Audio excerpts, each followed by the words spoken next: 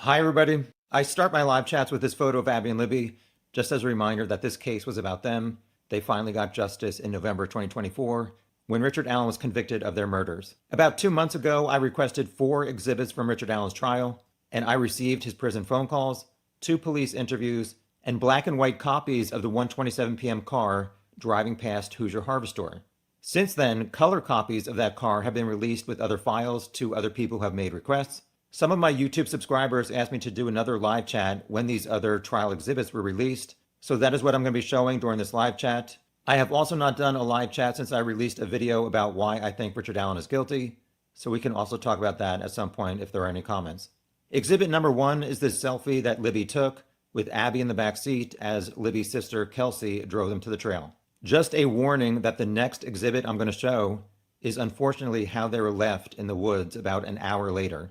It's not a real photograph, but it is a depiction of their injuries and how they were found. This is Exhibit 20.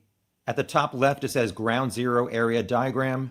The legend has red for blood spots, as well as a gun cartridge here next to Libby's body, and you can see the large sticks and exposed dirt area. So on the top left, you see a small tree. It is believed that this is the tree that the defense said somebody painted the letter F related to Odinism on. You can see here there's some blood. Moving to the right, there's another large area of blood here with some sticks, exposed dirt area here, and then a few drops of blood leading towards Libby's body next to this larger tree. You can see the red on both of her hands meant that she had touched her wound, and there's also a lot of blood around her neck. There was blood on other parts of her body, but they did not put that in this diagram. To the left is Abby's body with various sticks on top of her and a few blood stains around her neck. Close to Libby's leg is where they found the unspent round. It's possible that Richard Allen dropped it and then stepped on it as he was moving around the crime scene. Exhibit 186 is the envelope that they put Libby's iPhone in. This post-it says 170224, which I guess means February 24th, 2017.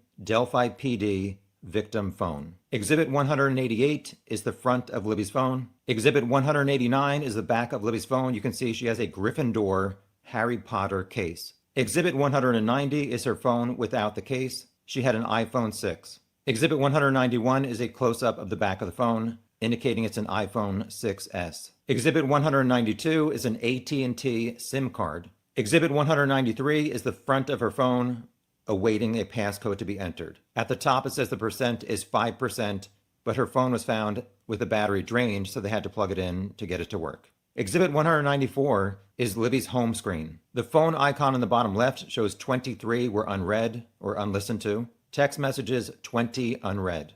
Exhibit 195 shows about Libby's phone. It was named Liberty's iPhone. It had 14 videos, 80 photos, and 21 applications. That obviously sounds like a low number for anybody to have. However, she reset her phone soon before the murders. Exhibit 197 showed that her Apple ID was liberty.german@icloud.com. Next, I'm going to review 3 photos taken by the 4 girls at 12:25, 12:43, and 1:26 p.m. So Exhibit 318 is when they were at Freedom Bridge. This is the large blue bridge that goes over Hoosier Heartland Highway and leads to the trail entrance. This exhibit is the same photo, and it shows down here the timestamp was February 13th, 2017 at 12:25 p.m. Exhibit 211 is when the 4 girls arrived at Monon High Bridge. As you can see in this other exhibit, the timestamp was February 13th, 2017 at 12:43. I've reviewed in my other videos that these 4 girls from 12:25 to 12:43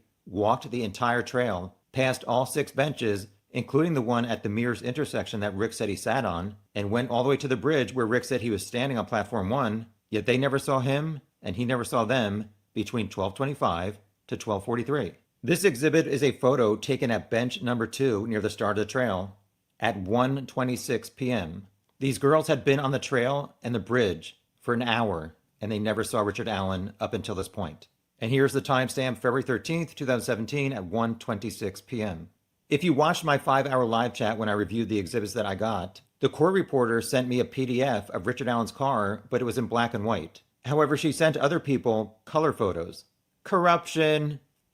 Anyway, Exhibit 214 is Betsy's car approaching the Mears parking lot at 12:02 and 59 seconds. She would have been parked at that lot within about 30 seconds. You can see that she has an SUV and she has the traditional silver hubcaps. Exhibit 215 shows Betsy's SUV leaving the Mears parking lot at 1:15 and 46 seconds on her way to the Delphi library to use the restroom. Exhibit 216 shows Betsy's SUV returning at 1:46. At the trial, she testified that she always did exercise on the trail and did 3 loops. During her first session, she did 2 loops, and this is her returning for her final loop. Exhibit 218 is Betsy's SUV again, leaving at 2:18 and 59 seconds.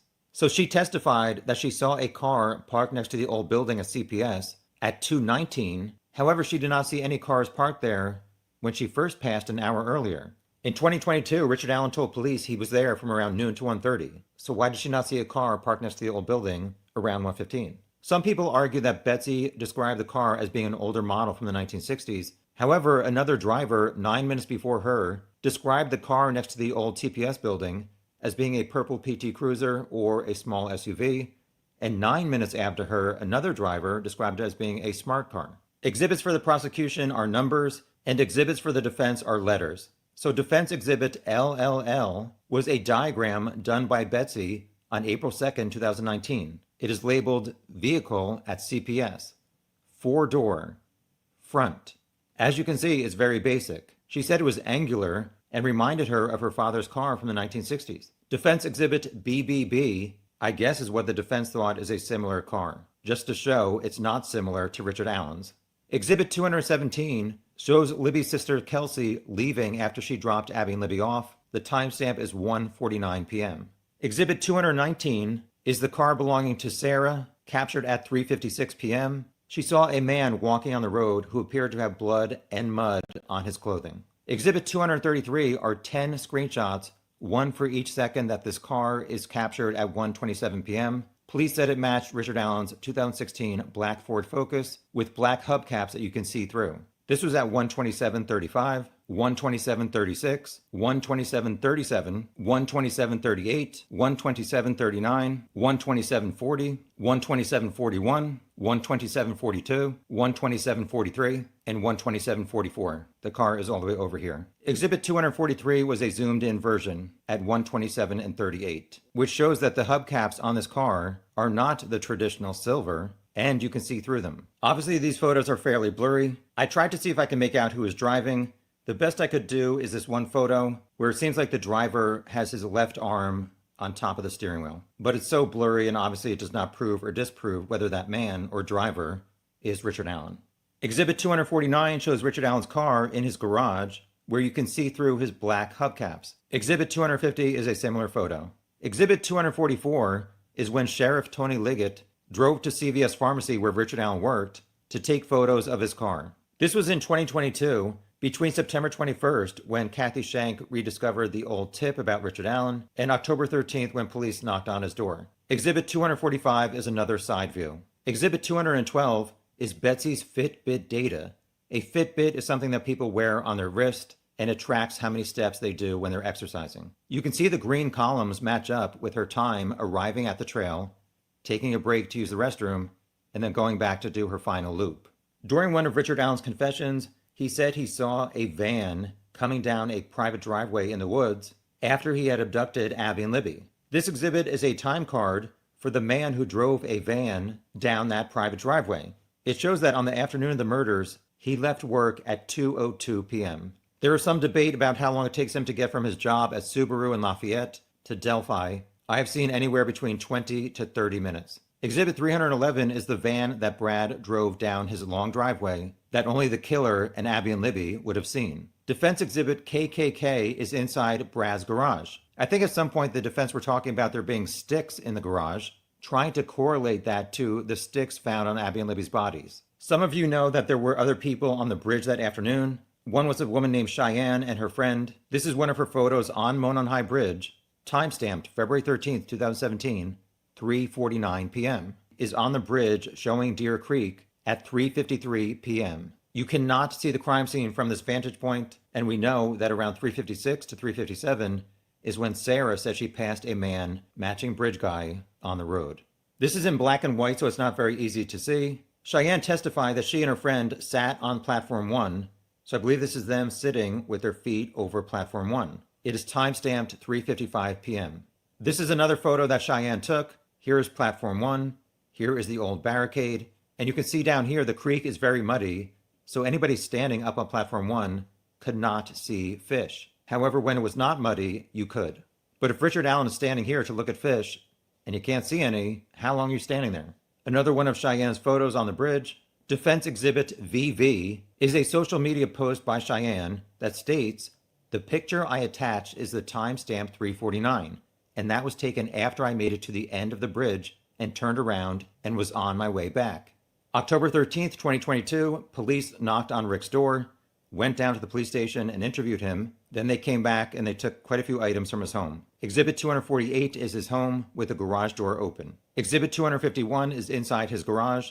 Yes, I zoomed in on all these products and there's nothing suspicious. It's nice to see they recycle. Is there any beer cans? Exhibit 259 is inside the closet. On the left are baseball hats, some shoes on the ground, various shirts. You can see this shirt says CVS where Rick worked. I believe to the left are some khaki pants that Rick would wear to work. I've previously shared this photo where Rick was seen outside the CVS wearing khakis. Exhibit 260 is a close-up view. These are some boots in the bottom right. I'm not sure if they match up to Bridge Guy. Exhibit 261 is the other side of the closet, mostly some dress shoes and another pair of sneakers. Exhibit 262 is a dark blue Carhartt jacket. It seems to have a heavier material and a lighter blue than Bridge Guy's jacket. It appears that the camera had a flash, which may have affected the color that we see. I'd like to know from his wife in 2017, did he have any other dark blue jackets? You can see here and up here are the Carhartt logos. Exhibit 263 is the back of the jacket showing it does have a hood. The girls who passed Bridge Guy around 1:30 said that he was wearing a hood. Exhibit 255 appeared to be mostly power cords. Why would somebody need so many power cords? Because Exhibit 256 showed that they kept all these older phones. However, Richard Allen's phone from the day of the murders has not been found. He also said he was on a stock ticker while he was on the trail, but Sheriff Tony Liggett said there was no evidence to prove that. It's unclear about any kind of phone or geofence data that showed where Richard Allen's phone was pinging at the time of the murders. Exhibit 252 seems to be some type of workbench for Rick, and in this drawer down here, there are box cutters. In one of his confessions, Rick apparently said that he used a box cutter to kill Abby and Libby that he took from his work, and he disposed of it in the garbage at work after the murders. Exhibit 253 are more of Rick's knives. Exhibit 254 are some more knives and a box cutter, as well as some keys and a badge for Rick at CVS Pharmacy where he worked. Exhibit 257 are some more knives. And finally, Exhibit 258 are even more knives. Exhibit 264 is Rick's gun, a Sig Sauer P226. Exhibit 265 is a close-up. If it's true that Richard Allen pulled back the top of the gun to intimidate Abby and Libby to do what he said, or he would shoot them, any kind of round in the chamber here would have been popped out by the next round in the magazine here. So did he try to intimidate them at the crime scene, did not have time to pick up the round that popped out, and he stepped on it unknowingly? Just a few more angles of the gun for Exhibit 266, 267. Exhibit 268 is a round made by Blazer, which says here Blazer. This was a round found in Rick's gun on October 13th, 2022. Exhibit 269 is a keepsake box found next to Richard Allen's bed. Exhibit 270 is the keepsake box open, and you can see in the bottom left there is an unspent round. Why would he keep one round in this box? Exhibit 271 is another angle with the round down here. Exhibit 272 is zoomed in. Exhibit 273 is that round that says Winchester. All of the other rounds in Richard Allen's gun were manufactured by Blazer. The round found at the crime scene was made by Winchester. Exhibit 278 is an envelope containing the round found near the bodies. Somebody wrote cartridge near bodies, .40 S/W, which is Smith & Wesson. This exhibit says chamber of firearm for item 314, Richard Allen's gun, with a red highlight. This exhibit states extractor of firearm item 314, and this one says ejector from firearm item 314. This round says Winchester 40 S&W. Police said the round found at the crime scene matched Richard Allen's gun. However, there is debate about how reliable that is. These are the marks from the round found at the crime scene. The 3 red markings were made by police just to show where the gun made the marks. Another close-up photo of marks.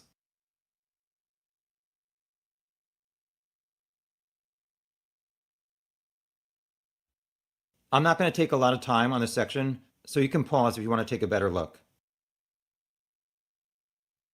Some exhibits were presentations about this tool mark science to try and determine if a round from one person's gun matches one from a crime scene. I'm not going to spend time reviewing this, so you'll have to press pause if you want to read. Sorry, some of these are kind of blurry. This one is way too blurry to even read.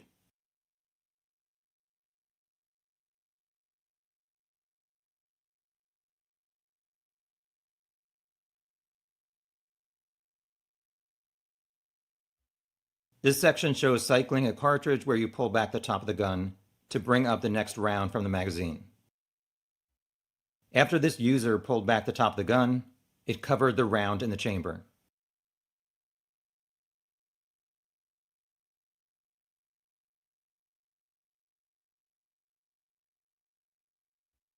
I believe these were items taken from the Wabash River search when police were trying to find out if Kegan Kline and or his father were involved in the murders. They were looking for either a gun, cell phone, or knife used in the murders, but they never found anything to connect Kegan.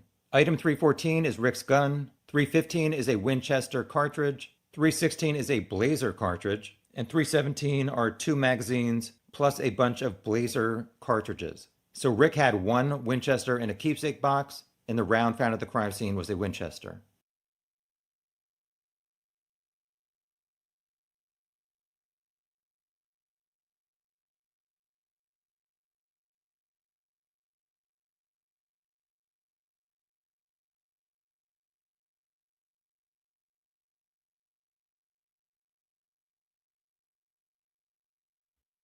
Exhibits 306, 307, and 308 are selfies that Richard Allen took.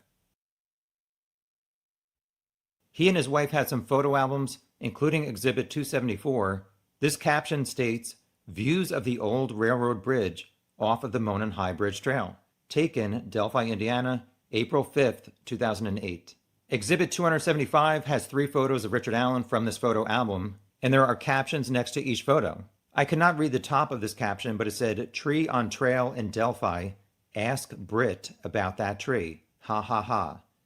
Britt is the daughter of Richard Allen.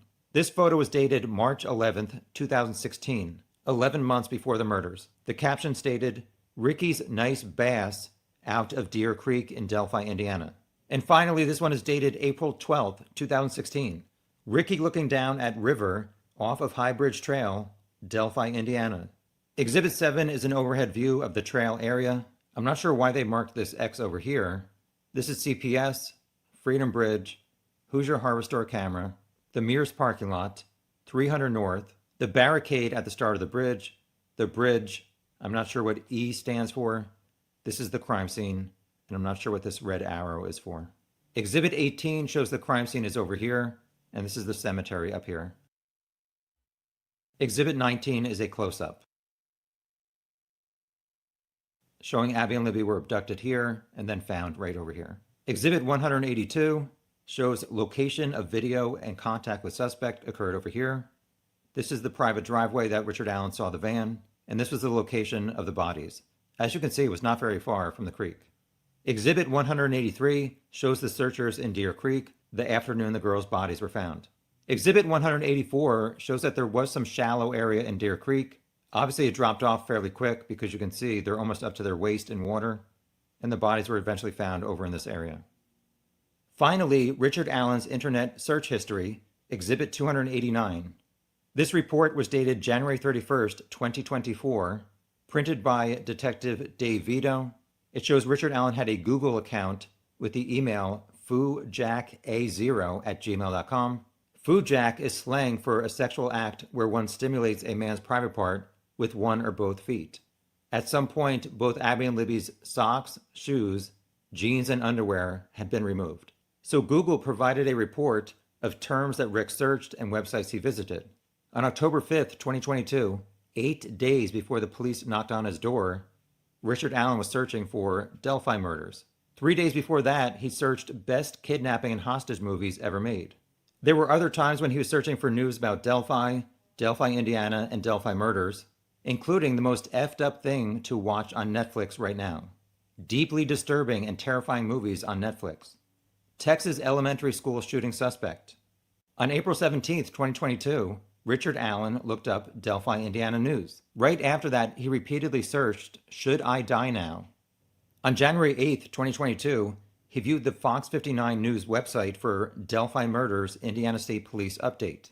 On October 17th, 2020, it shows that Rick went to a website on abcnews.com. I entered that URL, and here's what it showed. It was an article titled "Epitome of Evil, Delphi Double Murder Still a Mystery 3 Years Later." It was posted February 13th, 2020, 9 months before Richard Allen read the article.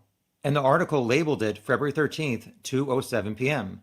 So people wonder, why did Richard Allen, 3 days after the murders, tell police he was on the trail 1 to 3 p.m., and then 5 days after the murders he said he was there 1:30 to 3:30 p.m., but 5.5 years after the murders he told police noon to 1, 1:30, or 1:45. I believe it's because he saw this article and he knew he could not place himself on the trail at 2:07 p.m.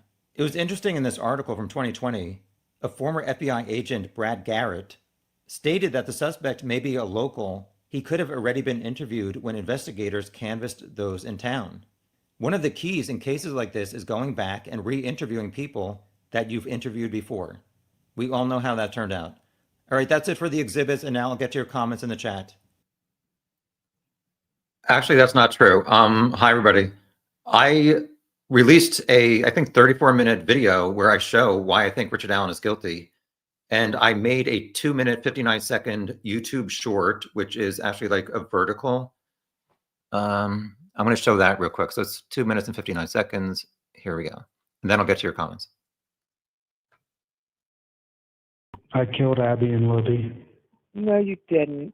Yes, I did. The Delphi murders is not the great mystery or injustice some people make it out to be if you take the time to look at the facts of February 13th, 2017. Over 5 years, Richard Allen told police 3 different timelines about when he was on the trail. The truth was what he told them 5 days after the murders. He arrived around 1:30 p.m. At 1:27, his car was about 30 seconds from the lot he admitted parking at. He was the only person in the county with that unique car with hubcaps you could see through. There was no video of him driving through town at the times or route he claimed. A witness named Betsy drove by that lot at 1:15 and 2:15 and only saw the car at 2:15. Betsy walked the entire trail twice between 12:02 and 1:15. Rick said he sat on this bench, but Betsy passed it 7 times and never saw any men. 4 girls took photos time-stamped between 12:28 and 12:43 and walked the entire trail. They never encountered Richard Allen before 1 p.m. I've walked this trail. It's impossible to not see other people, based on Rick's statements about his route on the trail. Those girls took photos at 1:26 p.m. and passed Bridge Guy as he entered the trail. Rick admitted passing young girls in the same exact spot, and he perfectly described the 4 girls as being different ages, heights, and looking like sisters, when 3 of the girls who passed Bridge Guy were sisters. Rick would have arrived at platform 1 of the bridge by 1:50 p.m., which he admitted standing on. Betsy probably arrived at the barricade around 1:53 and saw a man matching Bridge Guy standing on platform 1. There may have been somebody on the bridge or something when I was coming back through. That was Rick admitting he saw Betsy. She was the only person alone on the trail between noon to 2:13 when Libby videotaped Bridge Guy. Rick admitted seeing Betsy, so he admitted he was Bridge Guy. He admitted he was a sex addict and wanted to assault Abby and Libby. His email address was slang for a foot job, and both victims had been forced to remove their shoes, socks, pants, and underwear. He kept a skull cap in his jacket, but his green skull cap and phone from the day of the murders are missing, but he saved 14 other old phones. But there was no data to confirm Rick had his phone on the trail, despite saying he looked at a stock ticker. He was short and sounded like Bridge Guy. I killed Abby and Libby. He said he saw a van at the end of the long driveway, cut the victims' necks, and put branches on them. Details only the killer would know. He repeatedly searched the internet for updates on the case, and after viewing one article, he searched the phrase, "Should I die now?" He lied to his wife and said he was not on the bridge. You told me you weren't. So. Over 10 months, he confessed over 60 times to about 30 different people. And during an 11-day period before he was given the medication Haldol, he confessed to 9 people. He finally told his wife and the world the truth. Captain, I did it. If you need more proof than that, you need something, but it ain't proof.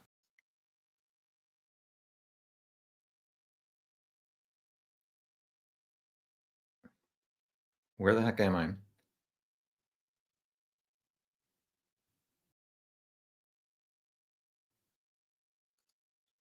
Technical difficulty. Anyway, hi everybody. So here we go. This is not going to be a long live chat. I'm sure some of you are like, is Tom going to be doing Delphi videos the rest of his life? No, but people asked me to share some new exhibits when they came out. So that's what this live chat's about. Here we go. Hi, Noel. So the sticks look nothing like ritual or planned. I'm not sure why he did that. There were leaves that he could have put on the body. So did he stop doing it at some point? We know that there were people on Monon High Bridge. Did he hear people and felt like he could not be walking around adding more branches to their bodies? Not sure. Hi to everybody who said hi, and I did not say hi back.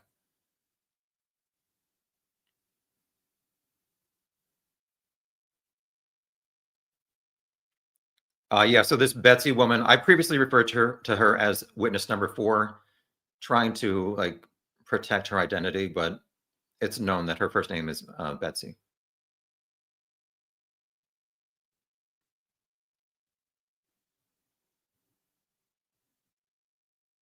Hi, Cryptex. If there was only one Ford Focus like that in the entire county, why did they take 5 years to identify Richard Allen? I replied, police incompetence. I mean, they made so many mistakes in this case, but I don't think that means that Rick is innocent, as I just showed in that short video.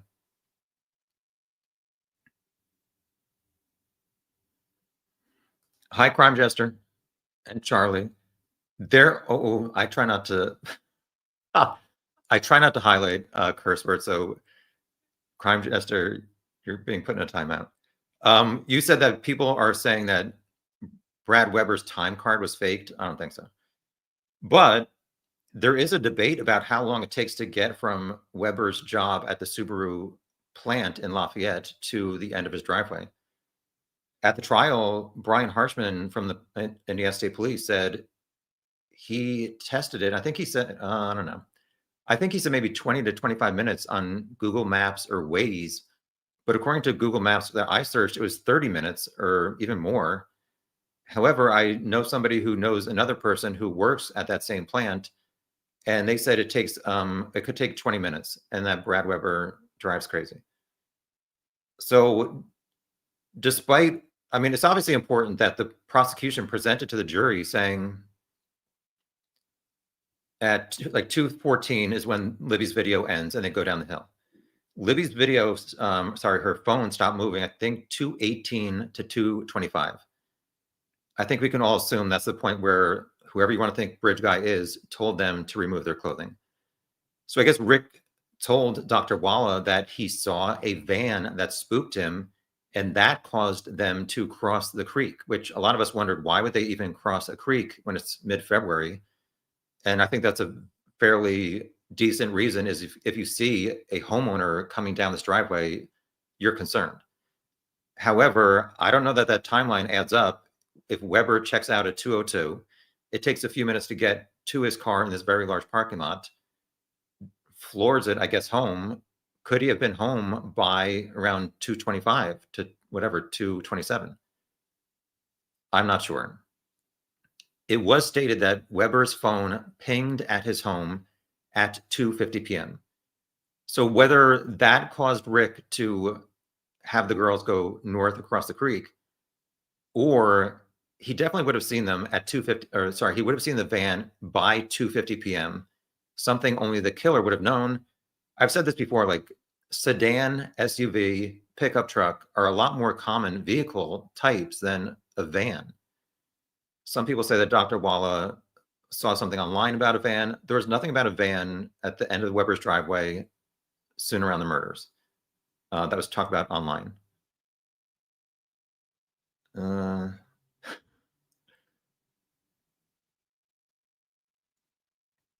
Hi, Alex.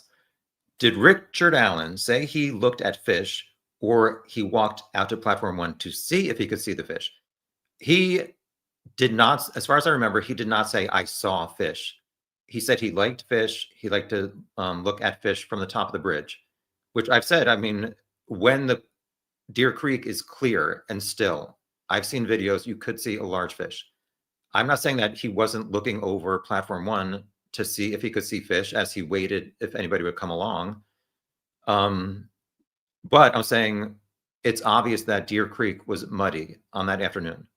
So how long is he standing, or would you stand, looking over platform 1, 60 feet down at this river? Like, it gets boring after a while, like one of my live chats. So I just don't understand how we're supposed to believe that he got there at noon when there's no proof. And the most of the proof is that he arrived at 1:30, passed the 4 girls that he described perfectly, other than 3 against 4. And then in his October 13th interview, like I just showed, I think he said, I never saw anybody. He said, I saw the 3 girls. I don't remember seeing anybody else. Then I think 40 minutes into that interview, he's like, there may have been somebody at the bridge or something as I was coming back through. That's admitting to seeing Betsy. Betsy was the only adult by herself on the trail between noon to 2. It adds up that Rick gets to platform 1 in the high bridge around 1:50. Betsy returns, her car is seen at 1:46. So according to my crappy estimation, she would have gotten to the barricade before the bridge around 1:53. Rick just said, not just said, he said, there may have been somebody at the bridge or something as I was coming back through. To me, that means that Rick saw Betsy. She testified that the guy on platform 1 did look at her. A lot of people talk about, and it's a valid point. She apparently said he was younger, clean shaven, had poofy hair. There's something about like beautiful. I'm not sure if she said that or not, but she testified saying that his face was not super clear. So how is she making these estimations if it's not super clear? And she said she only looked at him for a moment. So to me, it's the most important thing is she saw a man on platform 1 that she later saw Libby's screenshot and said, that was the man I saw. And Rick just says, I saw somebody. The only person there was Betsy. I don't understand how people aren't getting that, but okay. Hi, Norwegian. I'm glad he's sitting in prison at this very moment. Thank you, jury members. Yes, thank you, jury members, for being smart and getting the correct verdict and justice finally after almost 8 years. Noel, has there ever been any other case where the defendant confessed around 60 times to around 30 people over a 10-month period, including on audio to his mom and wife multiple times, and people still have doubt? I mean, I can understand that like his DNA was not found on their bodies, but if you're going to cut somebody's neck, you don't have to touch them. His head was covered. Whoever you want to believe Bridge Guy is, he's wearing something on his head. Like the girls who passed him said he was wearing a hat and a hoodie. So how would his DNA have transferred to the crime scene? To me, everything else adds up to Richard Allen arriving around 1:30 and being guilty.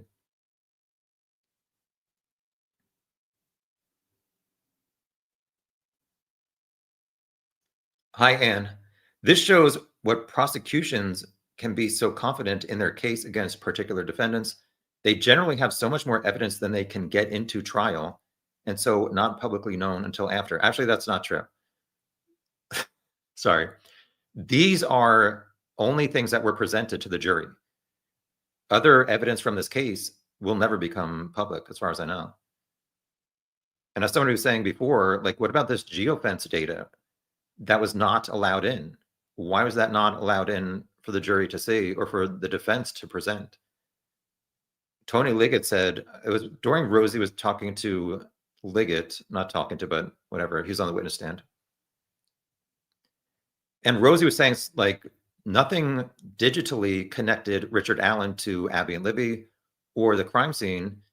And Liggett said something like, yes, but also we could not confirm that his phone was there or something like that.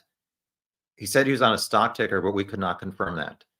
So I want to know, like, what did this geofence and the pinging data of phone numbers show about Richard Allen's phone number and what time and where was it? Also, I wondered why. So geofencing is where they kind of like draw a map around a certain location. They ask Google which phone numbers were in this area at this time. I want to know why police didn't draw a circle around Rick's home from like 11 a.m. to 5 p.m. and see, was his phone pinging there? I know Nick McClellan said there's like up to like a five, I don't know what he said. Was it 5,000 meters?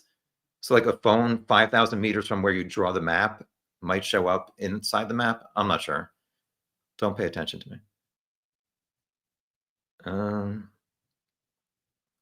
Monday, he bought that in 2020. It's new. I don't know what you're talking about. Rick's car or the phone? Sorry.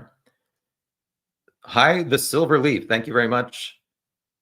The judge did no service for Abby and Libby and the families and wish she would release the trial video. They did not videotape it inside.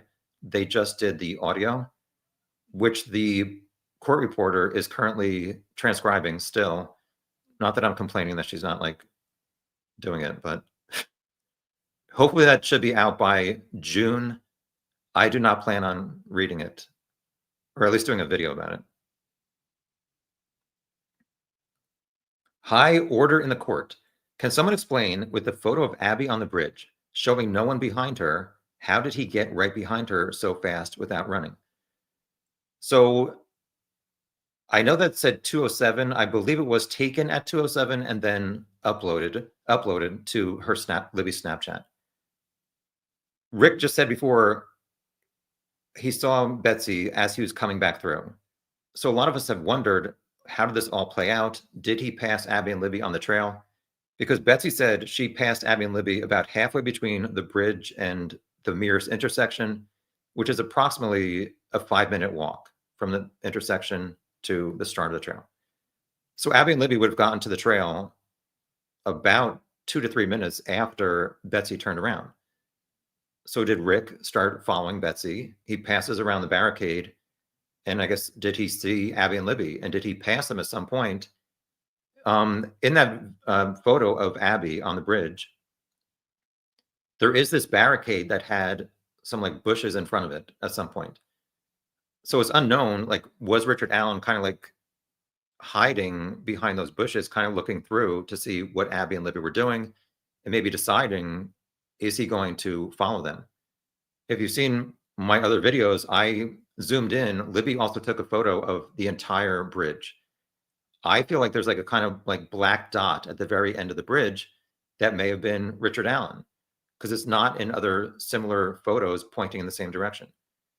And I feel like if you're going to tell somebody to go down the hill, you should like look down the hill to see if it's safe to kidnap somebody there. And no, I'm not like planning to kidnap people. So it's unknown, was Richard Allen at the end of the trail, or sorry, at the end of the bridge, or was he kind of hiding behind that barricade and he's not seen? Whether we'll ever know the truth depends on Richard Allen ever giving a detailed explanation. Hi, Gray Lobster. Rick defenders are regarded as F? What? I think that's code, but thank you for your Euro. Eurovision singing contest is going on tonight, and people in my chat don't care because the people from their countries are bad singers. Hi, Miss Dog Lover. Thank you. One of their biggest mistakes was calling off the dogs. Could have led them directly to Richard Allen's house. Yeah, it would have been interesting. I guess Tobe Lesenby, when they found the girls, I believe it was when they found the girls, he decided to call off these police dogs. It would have been nice to at least have some other data to try and find out where this killer went from the crime scene. But it seemed like he crossed 300, the street or whatever, the road. Would it have followed his scent on the road and then behind Hoosier Harbor Store, which a lot of us wonder, how was he not seen walking on 300? Or even the Hoosier Harbor Store camera, you can see like the red barn. However, I can't pull it up right now, but it would have been possible to walk behind Hoosier Harbor Store. But there's also the Mears farm that had people, I think, working there. It's not like a huge business. I'd like to know, like, was anybody interviewed at those businesses to find out if they saw anybody walking back there. Liggett, I think, testified they never even looked to see if there was another security camera at the back of Hoosier Harvest Store. Lots of police mistakes.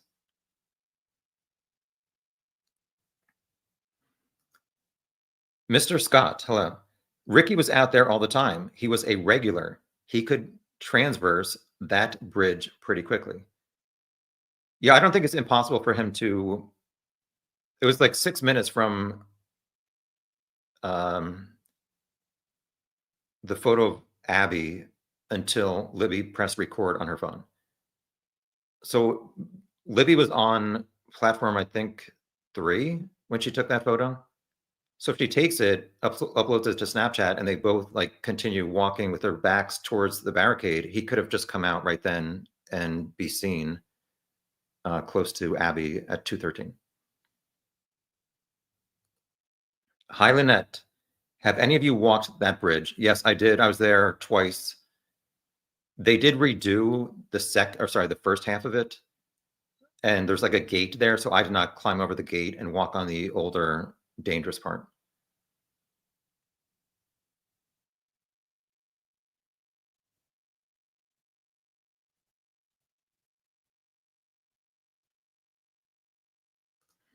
Norwege. I think that's most likely a different jacket than what's in the video from Libby, but I'm still confident that is him. Yeah, I'd like to know from his wife, was there another like windbreaker type jacket that he owned at some point? And also, what happened to the gray skull cap? Or sorry, the green skull cap? It was not listed in the items taken from his house. Although there were other skull caps, none were listed as green. Hi, the Golden Circle. No relation to the Golden Girls. Was his undoing the fact that every witness but him cited a bridge guy? I mean, that's interesting to me. I did a video like, how did Richard Allen not see the 4 girls or bridge guy? If he said he left around 1:30 or 1:45, and he parked at CPS, which somebody's like arguing that he did not, but he admitted he did. How did he not, like, how did another man park against this CPS building that Betsy said hardly anybody ever parked next to the building? They usually pulled into CPS and just parked at the front where the trail starts. So how did Rick walk back to CPS, and like a few minutes later, another bridge guy parks in his same spot wearing something essentially the same as him? It doesn't make sense. And as I said, I mean, Betsy would have seen Rick all over the trail if he was there before 1:15. She did not. Anne says, I think he had to have gotten rid of the jacket and all clothing he was wearing in the course of committing the crime, since it must have been drenched in blood. I mean, there was no blood found in his car. However, it could be said that, I don't know what he kept in his trunk. Again, his wife would have to probably be asked, did he have a towel or a blanket back there that he could have put it on top of and just thrown out the entire blanket or towel or something? Taco Bell cup time. That was a loud gulp. All right, next. And yeah, so this is kind of confusing to me. The Winchester unspent round. The round at the crime scene, like literally within about a foot of Libby's leg, was a Winchester. It was kind of pushed into the ground. So how did this get there? I don't know if he pulled back the top of the gun at the crime scene to get them to do something. Obviously, he murdered 2 kids. And a lot of us wonder, how can you do that without one of them like running away? I'm not sure. But it seems to me like it could have popped out. He felt like he didn't have time to look for it, and then he was moving around and he stepped on it and just never either. Maybe he was spending a lot of time looking for that round. That's why he was there for up to an hour plus after they were killed. The Winchester round in his keepsake box, I could have swore that somebody may have said that there were not extractor marks, like there's a totally clean round. So some of us have wondered, could that round have popped up when he intimidated them on the end of the bridge? And so there were actually maybe 2 rounds that popped out at some point. But if this Winchester in his keepsake box did not get like shot out of, or not shot out, but extracted out of his gun, then that does not match one of them coming out at the crime scene. Don't know, but I do think it's interesting that he had 1 Winchester and one at the crime scene was a Winchester, and everything else he had was a Blazer. Green Wool Witch, thank you so much. I'm writing a sort of best practices document for true crime creators that would be totally voluntary, but will let us easily avoid the crazy because they won't participate. I'd love everyone's input. Recently, I was thinking of a phrase, because if you've been into true crime for a while, you'd understand. Like some of these true crime fans are more mentally unstable than the murderers of the cases they follow. Welcome to the internet. All right, moving along. Like people come up with conspiracy theories about me. When I got the 4 exhibits, the interrogation videos, people said I was sponsored by the state of Indiana. Somebody said I got them from Susan Hendricks. That's not true. The reason I got them first was because I knew that there were like post office problems. I did not even know at the time that there were even bigger problems at the Indianapolis, Indiana postal hub. So to avoid that, I sent an overnight FedEx, and I contacted the court reporter to say exactly where should I send this. She gave me a room number to expedite it. That's why I got them first. That's it. No conspiracy. Moving along.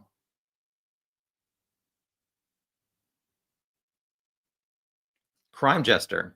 No link between the Kleins and the actual murders. Yes. People say, well, Kegan said he was supposed to meet them at the bridge that day. That's not true. There's no evidence of that. This girl that Kegan was talking to as Anthony Schatz, she told police that Anthony Schatz said, I was supposed to meet her, but she never showed up. There was no clarification which day or which location. Kegan, as we all know, looks nothing like Anthony Schatz. He got like over 100 whatever inappropriate videos and photos from girls. He never met most of these girls in person, like practically everyone. I know Murder Sheet interviewed somebody who said she did meet him in person. There was no indication that Kegan was trying to meet Abby and Libby at the bridge that afternoon. Why he told police in August 2022 that he and his father drove to Delphi, his dad disappeared in the woods for a few hours, came back and said something like, we had a good time. And then on the way home, they threw out I forget what he said. It was either a knife, a cell phone, and a gun, 2 out of those 3. So that's what caused police to spend a month looking in the Wabash River near Kegan's dad's house, looking for those items. They never found them. And then Kegan apparently went with police on this route that he said they took in his dad's red Jeep that day of the murders. And police could not, they looked at the surveillance video and no red Jeep went by. So why Kegan lied to the police about that, I have no idea. But if you remember, I gave him the nickname Kegokio because he lies so much. I have no idea what his deal is.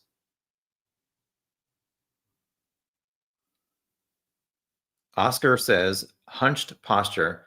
Yeah, I really believe Bridge Guy is very short. Obviously, it's a match to Richard Allen.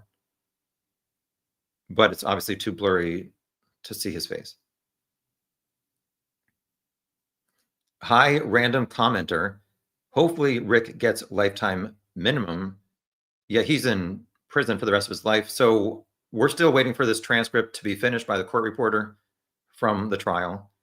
Then I guess the appellate attorneys for Richard Allen will incorporate that into their appeal. They've had quite a few months to at least prepare for that moment. So I'm not sure how long after that transcript gets released, the official appeal will be filed. And then I guess the state has a chance to reply. I'm not sure how it works.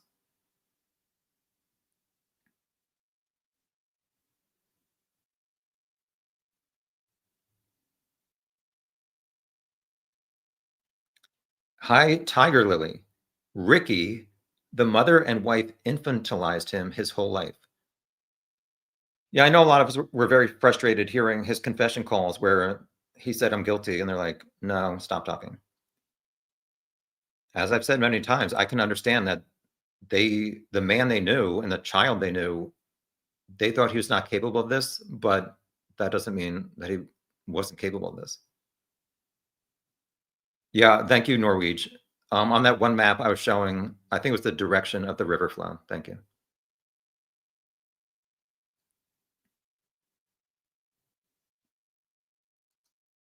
SP74, yeah, if you can see the side-by-side microscope comparison, it's pretty convincing.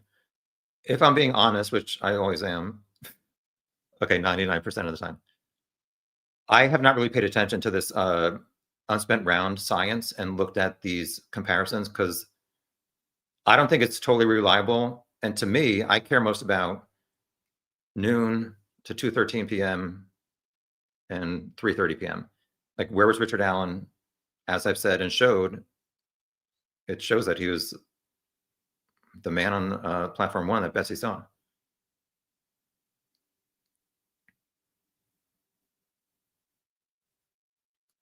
Hi, Robin. I guess this is when I was showing these photos from Rick's photo album. His stance there reminds me of Bridge Guy. Bridge Troll. Scott, I wonder why he didn't see Bridge Guy. Because he was Bridge Guy. Yeah, some people have said, like, stop calling the man Bridge Guy. It's Richard Allen. However, there are still a lot of people who still believe Richard Allen is innocent. Yet none of them really explain where he was from noon to 2:13 p.m. They leave comments saying, I'm a loser and I'm dumb, but they never, like, actually address the facts that point to Richard Allen being guilty. So that's fun. Hi,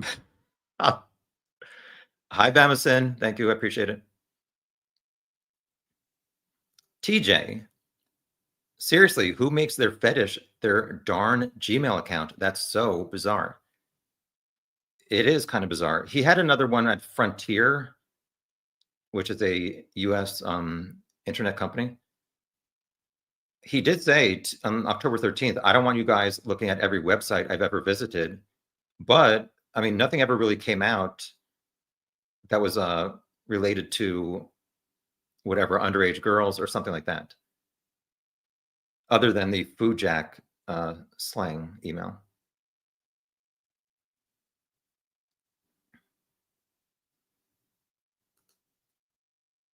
Hi, Deirdre.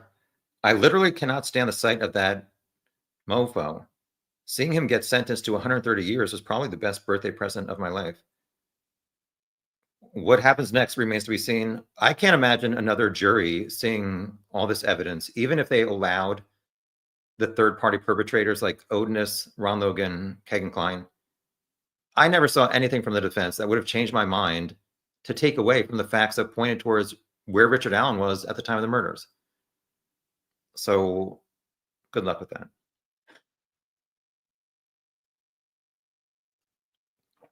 Yeah, so these gray maps, Anne says, were topographical maps, are interesting.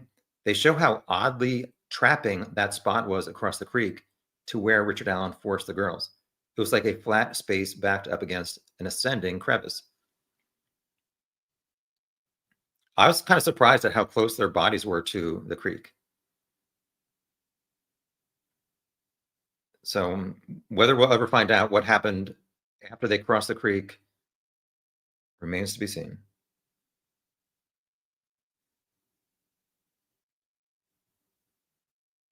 Yeah, sorry that I kind of went fast for the exhibits, but you can go back and pause. Hi, Frank Meister. Now, if that's not a guilty man, I believe his phone calls to his wife and mom. repeatedly, like saying, I did it. They're like, they're messing with you. No, mom, they're not messing with me. They messed with your medications or your food. No, they didn't. And his wife is like refused to believe. And one time you hear him like let his wife like says, stop talking. He lets out like a frustrated sigh, and you hear like a noise, kind of like him like slamming down his hand on his bed or whatever in prison. Like he's frustrated that they won't even listen to him when he's trying to confess. Why he's doing the appeal when he said he's guilty, I'm not sure. Other than the fact that he hates prison and wants to get out. Scott, totally agree. This lead should never have been lost. Should have been locked up in 2017. Totally agree. Total failure on behalf of the police. Multiple times. Yeah, not good.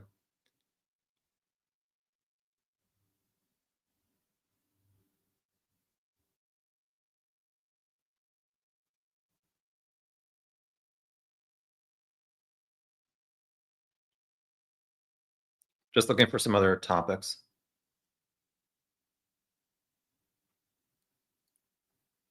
Oscar is hoping somebody. I really hope there will be some secret camera that recorded the entire trial and this, and then will get related or released to public. I went to the FBI, or no, what was it? There's a spy museum in Washington, D.C. Should I really say this? I bought a keychain that has a camera and a pen that has an audio recorder. I did not bring it to the trial. I was like, I'm not risking getting arrested. So no, I did not record the trial on video or audio. And as far as I've heard, like nobody else has. We had to walk through a whatever, the security thing every morning. So I don't think anybody smuggled in anything other than granola bars. SP74, Rick's accuracy describing the girls he passed stunned me. Totally. Said there were different ages. They were 12, the four girls who passed Bridge Guy soon after 1:30. 12, 13, and two 16-year-olds. Apparently, one of the 16-year-olds was kind of behind the other group of three girls, like looking at their phones. 3 out of the 4 were either sisters or half-sisters, and he said on October 13th, essentially the same thing, like different ages, different heights. They look like sisters, like one of them was babysitting. Why he said 3 instead of 4? Well, he lied about certain things that made him look not guilty. We know that the girl said he was wearing a hat and a hoodie. So did he legit only see 3 girls because he's looking down for the most part, and maybe his vision was like blocked by the hoodie? I don't know. But as I said before, you can say that he saw 3 girls at noon. However, why did the 4 girls who were separate from another group of 3 girls walk from Freedom Bridge 1225 past every bench until 1243 at High Bridge? Never saw Rick. He never said he went in the woods to use the restroom or whatever. It doesn't add up to him telling the truth that he got there at noon. How far behind am I? Oh, only a half hour. Lynette still thinks Kegan was involved somehow. Lynette, there's no evidence of that. Police are not protecting Kegan. He just got sentenced, or not, it was like over a year ago. He's going to pretty much die in prison. He got sentenced to over 40 years for his CSAM nonsense. I'm sure police would have been more than happy to charge him with something related to the murders if he was involved. They said his phone was at his house in Peru that afternoon. Hi, Sophie. There's a YouTube channel that I've only heard about. The Behavior Panel did a good review of the interrogation. Have you watched it? Somebody made me aware of it, and I tuned in like a half hour in. However, they only looked at the one with Holman on the 26th of October. They did not do anything about the one on the 13th. And they totally ignored Rick's wife saying, you told me you were not on the bridge. And then he's like, I told you I wa, then he stops speaking, and he says, I love you, baby. Like, why would they not even include that part? If I'm being honest, why do I keep saying that? Body language experts, I'm not a big believer in that. However, the 4 men on this behavior panel obviously have a ton of law enforcement experience and interrogation viewing. I have none, so I'm not acting like I know more than them. I'd like to focus on, as I've said many times, noon to about 4 p.m. on the day of the murders, and not really anything that happened after. Crime Jester, the interview Murder Sheet did with a juror, said was the timeline that convinced her. Yeah, I'd like to know from the jury, like, one of the witnesses said they passed Bridge Guy around 2:15 at the start of the trail, and a lot of us were like, what is she talking about? We know Libby's video starts at 2:13. So it was kind of weird that the prosecution really didn't follow up on that. That was with one of the girls. The other girl was asked, how long after your 126 photo at bench number 2 did you see Bridge Guy? And she answered, we were still in the woods, and we were not out at like the opening at Freedom Bridge where you could see Hoosier Heartland Highway. And I was sitting there in the courtroom, like, have her say how many minutes after 1:26 p.m. photo, so the jury knows, like, was it a half hour? Was it 5 minutes? Because the one girl saying 2:15, that means they were there around the start of the trail for 50 minutes, which it could have been easily clarified for the jury. But the timeline, to me, it really just shows Rick is guilty. TJ, if Rick's attorneys thought he was legit innocent, they'd be moving hell and earth to find the girls Rick said he saw. They never presented anything at the trial. They never presented to say what they did to find his phone from the day of the murders, to extract the data to show that he was home by 2:00. I really want to know what they did to find that phone. What did Richard Allen say to his wife? Like, we need to find my phone. Did you recycle it? What did you do with it? Why do we have all these other old phones and that one's missing? Kathy says, guilty, guilty, guilty. But how do you really feel?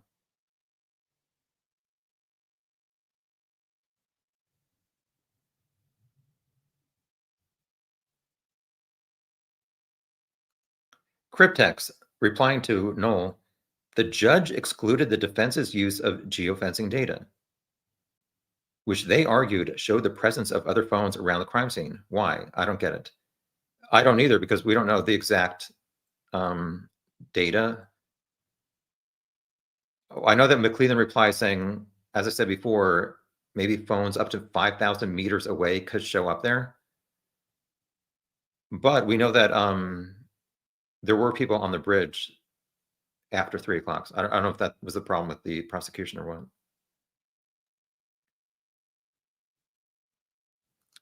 Candy, I think the jury was correct, in my opinion. Hi, Rescue All the Dogs. I believe Richard Allen. Kathy, I did it. I believe him also. Why does Kathy not? What their phone conversations are like after he got convicted, I have no idea. I think the only way that those would be released if he gets another trial, is he still saying I did it, or is there other stuff that he's saying on the phone to his family post conviction that the prosecution would want to present to the jury at a second trial? Oscar, can you make a video about Olaf Palm? I have no idea who that is.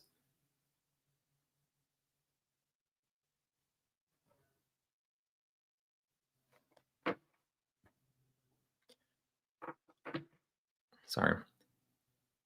My uncle needs tech support. Yeah, for everybody following my drama with my uncle, we're texting again, but anyway, he needs tech support. That's why he keeps texting me. Kind of busy.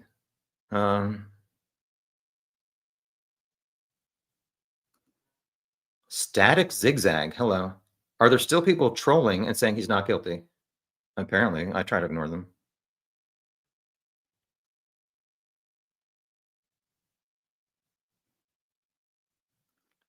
Hi, BG BPW. Nice to see you too. You're welcome.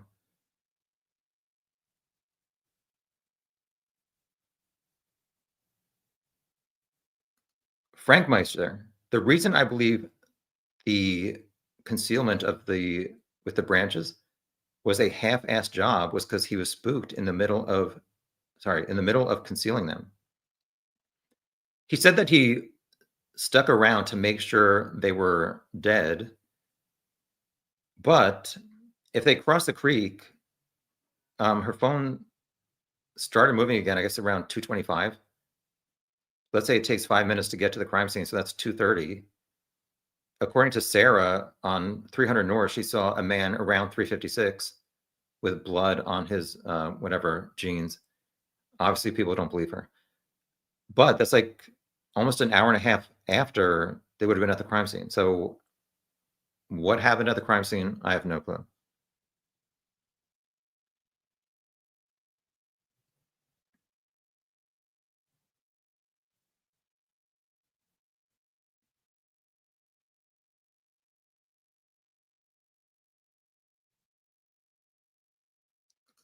Hi, Fern. I still can't believe this psychopath posed in front of the sketch of himself. He really thought he was going to get away with it. So, if you don't know what Fern is talking about, there was a photo at a bar where Rick is sitting, and then in the background is the young guy sketch. I mean, the young guy sketch doesn't look like Richard Allen, so I guess he had no problem going there.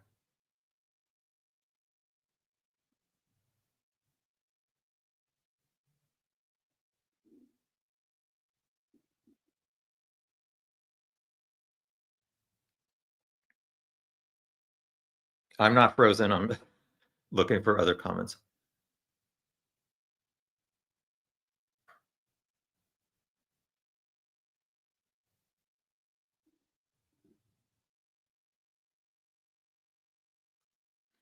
TJ, my conspiracy is they knew it was Rick a long time ago, but wanted to try to link him to Kegan and a huge pedo ring.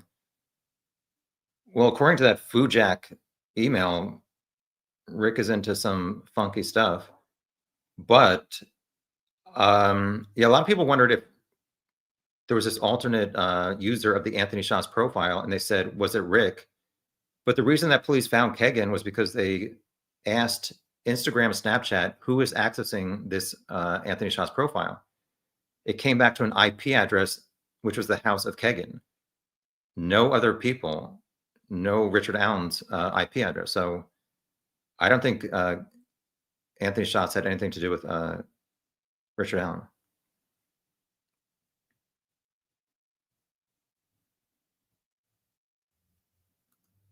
Hi, Cecil Hotel.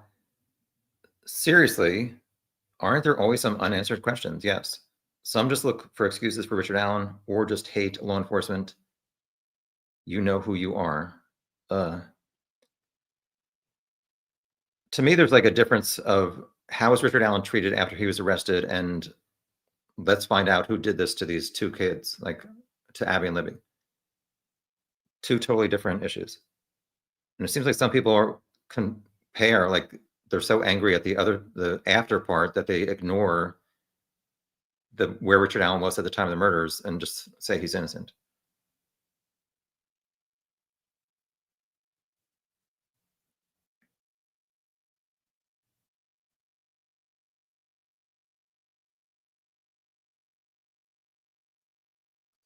Yeah, Weber, he checked out at 2:02. There's no way he could have driven home and been bridge guy.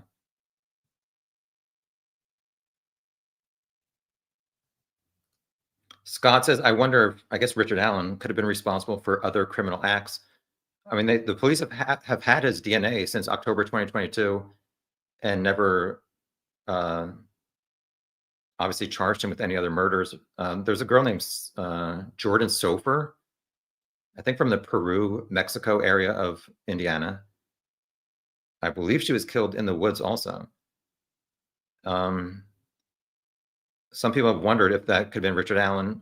I think she has some other family stuff going on, so I'm not going to say it was Richard Allen. But if he killed Abby and Libby without transferring DNA, maybe he killed other people. I'm not sure.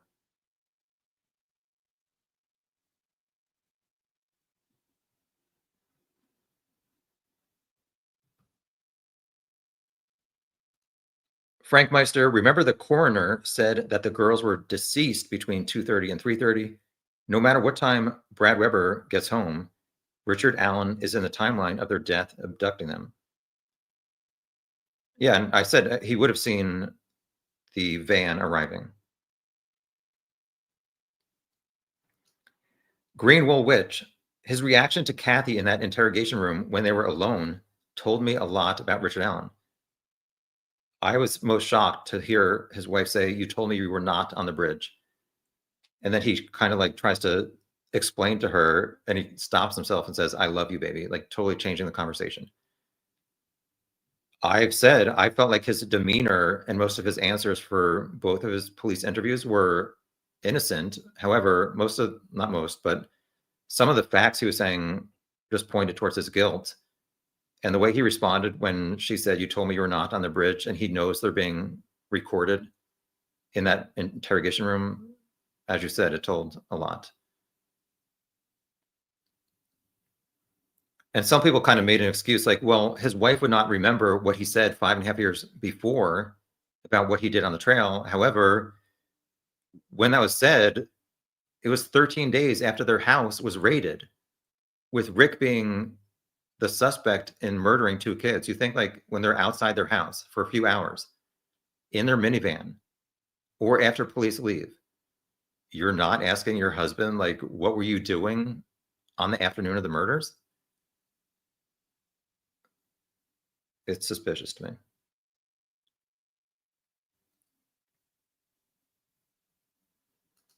Hi, Ashley.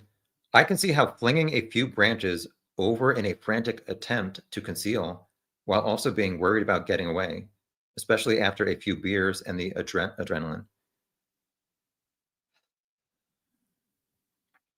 Yeah, I just don't see it being a Odinist message in the form of branches. Even the defense was saying like it means this, but then they later changed it and did not make sense to me. Hi, B Rob, nice to see you, and thank you. Has anyone heard anything with the appeal or from him in prison since the conviction? We're waiting for the transcript to be done for his attorneys to file like the major part of his appeal.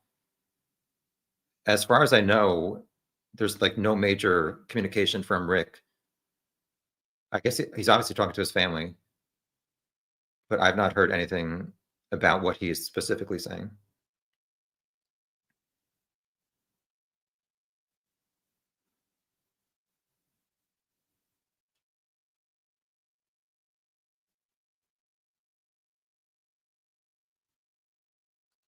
Monday, Gray Hughes talked about the white van while Rick was in custody. He talked about it after Rick is the one who talked about the van to Dr. Walla. And other people apparently heard it.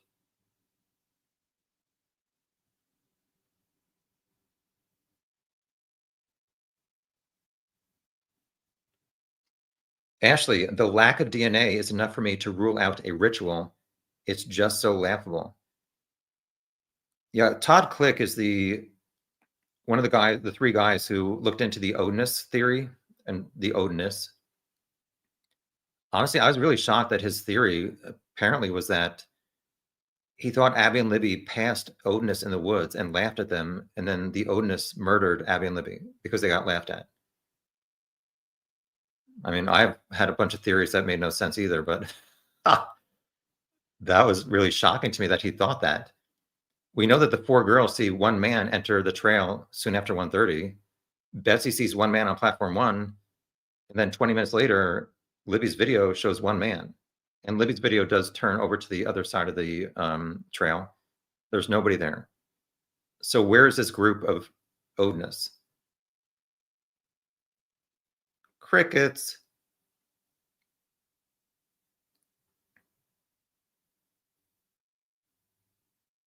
Frank Meister says less than 10% of crime scenes have DNA. I don't know. You guys are talking about a lot of different other cases. I'm not sure. High Necessary Evil. Teresa Hallback, West Memphis 3. Jesse Miss Kelly still confesses now. Oh, you're talking about false confessions or something? Well, people say Rick was confessing because of this Haldol medication. That was given April 14th, 2023. He started confessing April 3rd. So for 11 days, he confessed to 9 different people before he was even given Haldol. He had been in this cell alone at Westville for 5 months before he started confessing and losing his mind.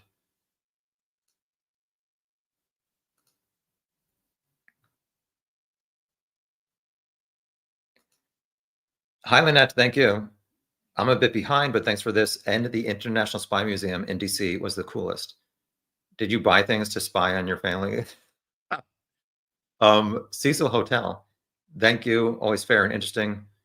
Some people disagree, but on both points, but thank you. I appreciate you. How long have we been going? An hour and 16. We're not going longer than 2 hours.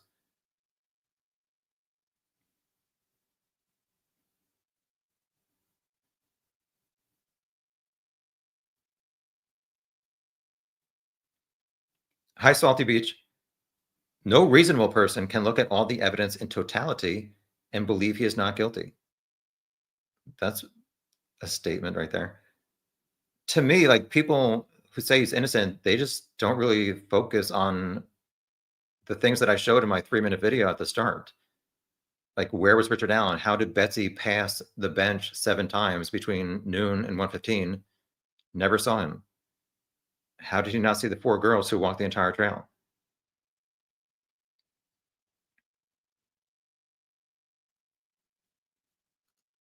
BGBPW. I hear folks hung up on the clothing still. It's simple in my opinion. The monster made them undress, saw the van, made Abby put on all the clothing as to not leave it behind, then made them leave the area. It seems to me, based on Libby's phone not moving for 7 minutes between 2:18 and 2:25, we know that both of their shoes, socks, underwear, and pants had been off at some point. So it seems to me like in that 7 minutes is when he had them remove their clothing. What happened next? I don't know. Was it because the van scared him? Did Abby like pick up Libby's clothing and put it on? Or did they carry it across the creek and as they were going up the bank on the north side, did either they drop it in the creek and then that's how it got caught up? Or did he tell them to drop it? Or did he later feel like maybe he had touched those items and he put them in the creek after they were killed? I'm not sure. Hi, Mark. Hi, Mustang. Hi, Love to Hunt. Thank you.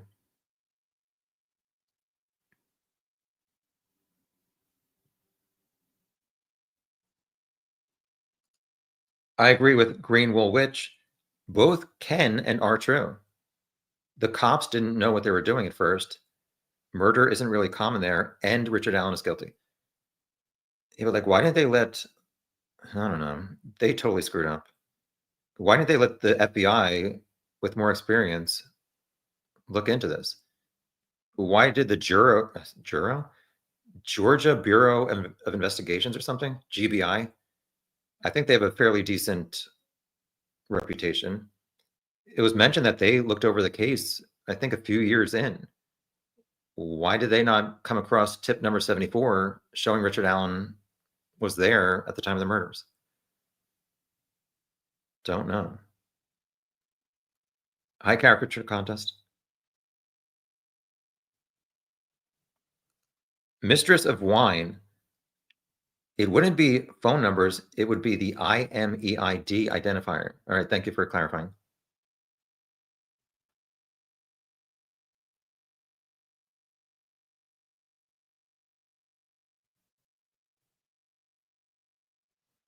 Let me skip over some things here.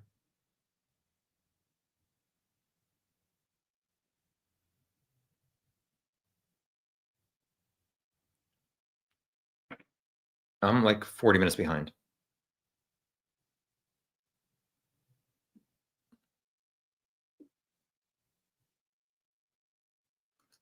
Frank Meister says the photo of Abby was taken just past the second or third platform. So you're talking about 300 feet from the north end of the bridge. So it wouldn't take him but a split second to catch up with them. Yeah, I think it's possible that he was behind that barricade, kind of hiding.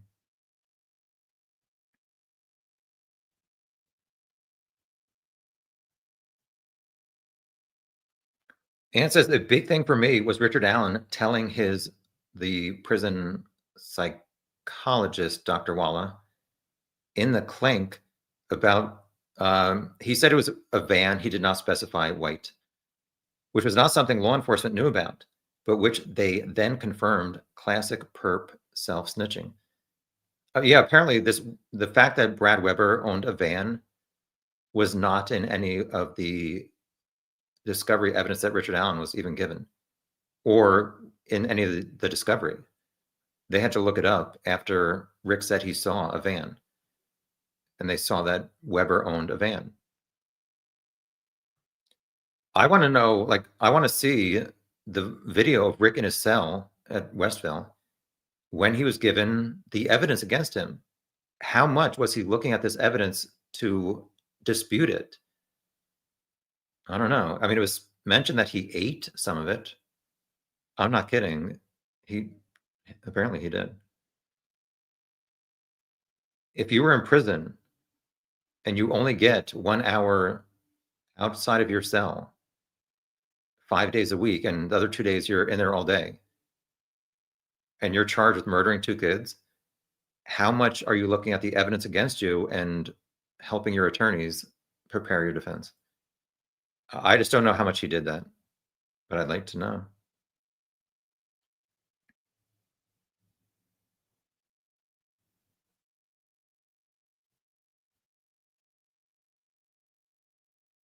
Hi, Justice Jane. Cryptex, who wrote cleared on Richard Allen's tip? Any clue? No. That is a huge mistake. And I just want to know, like, at the bottom of that tip, Doolin wrote the follow-up was to, I think he said, who were the 3 girls near or east of Freedom Bridge or something? What was done to talk to those 3 girls or to figure out who they were by police? Another major screw up. Hi, JT. Witness testimony is in most cases so unreliable that it is almost worthless. I have zero confidence that Rick is guilty. If his DNA would have been at the crime scene, it wasn't so not guilty. But I said before, like, if you use a knife on somebody's neck, why does there have to be a transfer of your DNA? And like, also, how was he not seen on the trails when he said he was there noon to 1:30 when there were other people walking all over it?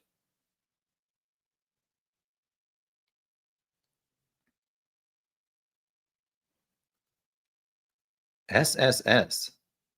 JT suffers from CSI-itis, thinking that real life is like a TV show.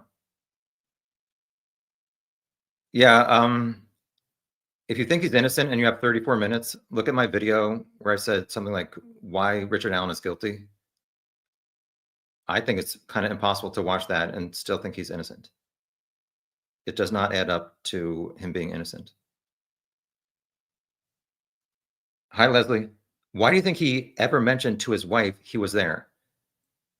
Well, he went to his mom's house in the morning, and his sister was there also. They said they were going to lunch, and he's like, I don't want to go. Did he say at that point, I'm going to maybe go out to the trail? Did he tell his wife that morning, or maybe the day before, I might go to the trails tomorrow? I'd like to know at what point he said to his wife, I was out there, but I never saw Abby and Libby. We see on video, she said that he told her he was not even on the bridge, as like the police and that town were looking for the man on the bridge. So if you want to take attention away from yourself, you say to your wife, you were not on the bridge. Apparently, she told him police were looking to talk to anybody out on the trail. So according to him, he said, we went down to the sheriff's station. They took my information and they, whatever, Doolin called him 2 days later on the 18th. I don't know if his wife will ever reveal stuff or not.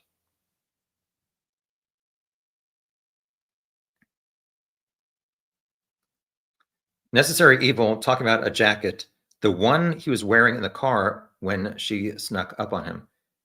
That video is too blurry. It does seem like a dark blue jacket. I can never really tell if it matched Bridge Guys or not. It kind of seems like it was a heavier material than Bridge Guys.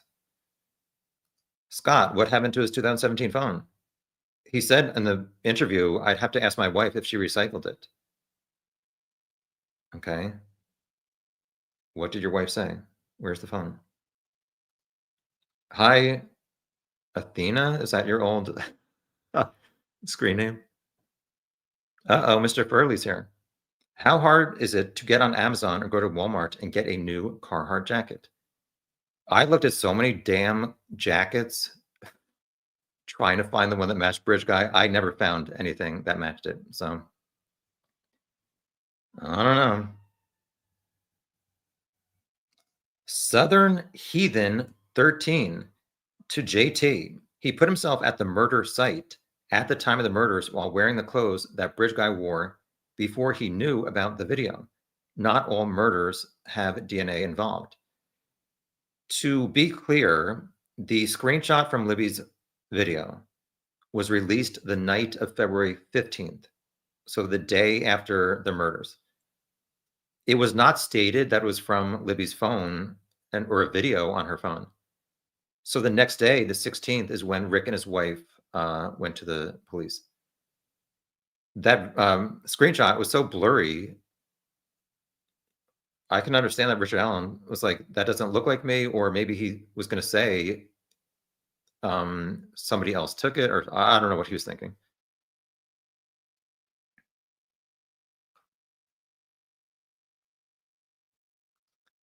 Hi, Bell Mayhem. White van at the end of the trail was discussed online on Reddit on April 8th, 2019. While I have a live chat, I don't think you can comment below.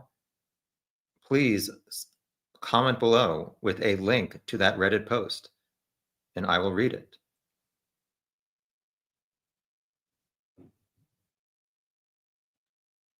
The fact remains that Rick said to Walla he saw a van, and there was a van by 2:50 p.m. Something only the killer would have known.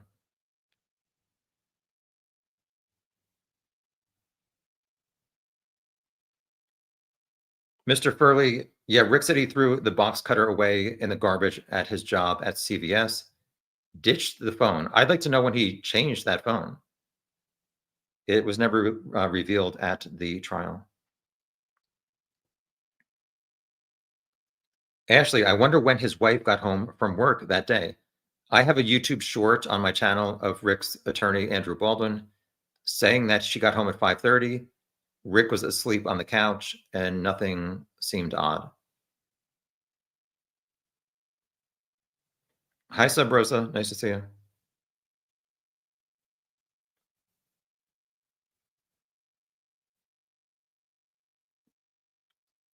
Lynette, remember someone wrote Rick's last name as his street name? Yeah, he lived on Whiteman Drive.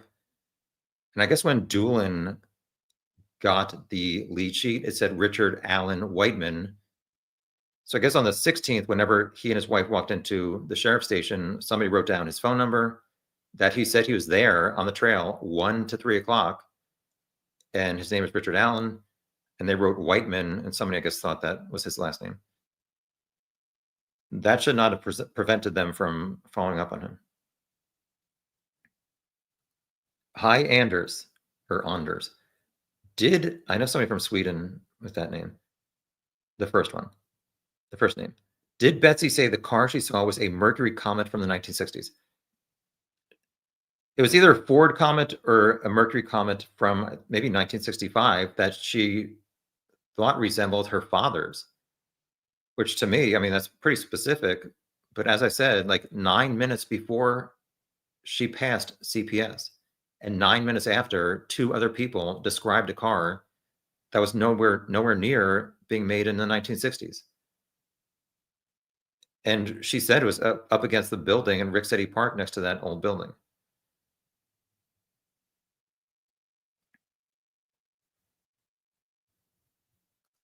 Bell Mayhem, that jacket that Rick had was not made until 2020. So are you saying the one that I showed, the exhibit in his closet, you're saying that was not made until 2020? Thank you. I thought you think Rick is innocent, so why are you saying that jacket is now? Not that you can't tell the truth.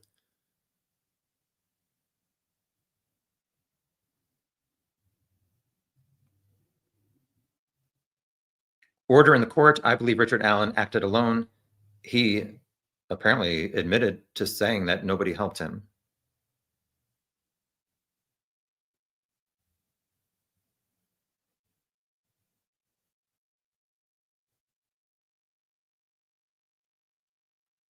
Monday, no DNA, and Kelsey, an unknown DNA on the girls. Well, the sweatshirt was in Kelsey's car, and she said that she usually washed. I think she said that Libby's Delphi swimming sweatshirt was new, but I think somebody in her family said that they would wash them in the washing machine before it would have been put into Kelsey's car. I don't think it's a big conspiracy about Kelsey. Answer the questions where Richard Allen was, not where Kelsey was.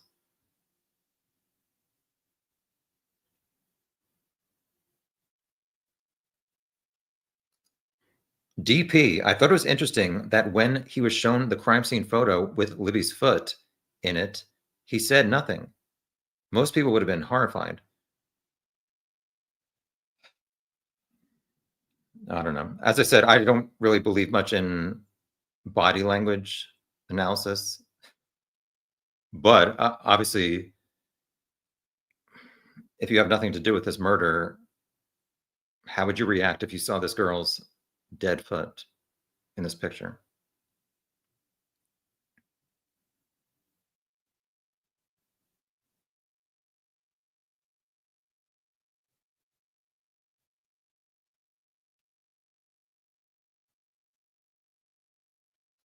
JT, how did he kill two children without someone else there to stop one of them running off while he was killing the first child? I totally agree. I can't really understand how this played out. However, based on this unspent round near Libby's foot and the audio recording where he says, guys, go down the hill, and you can kind of hear the top of a gun possibly being pulled back to intimidate them. If you're in 8th grade with your best friend and this man is pointing a gun at you, previously he was pointing a gun at you to take your clothes off. You just crossed this really cold creek in mid-February. You're scared as hell. What is he saying to them? Don't run off or I'm going to shoot you and your best friend. I still don't understand how Abby was found without any blood on her hands and her arms were like this. I don't know. But that doesn't mean Richard Allen is innocent or one person was not capable of doing this by themselves. Now I want Girl Scout cookies. Thin Mint 420. Somebody's eating Girl Scout cookies and smoking doobie. Ha!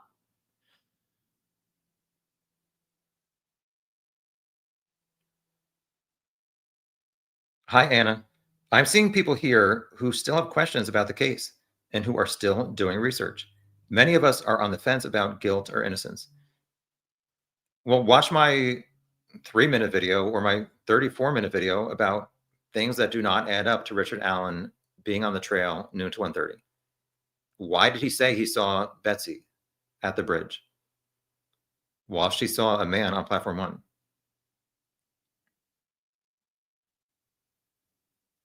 Hi, YouTube bad actors. Thank you. Are you behaving?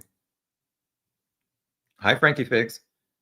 Oh, come on, Tom. Don't you know everything is a conspiracy? Well, I'm learning that, unfortunately. I've been accused of being part of conspiracies. Hi, Nicole. I don't know how anybody could think he's innocent.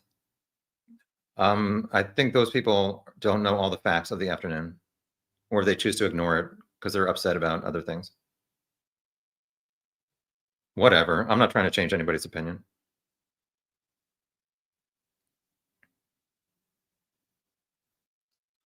Anna contradicting me, which is fine.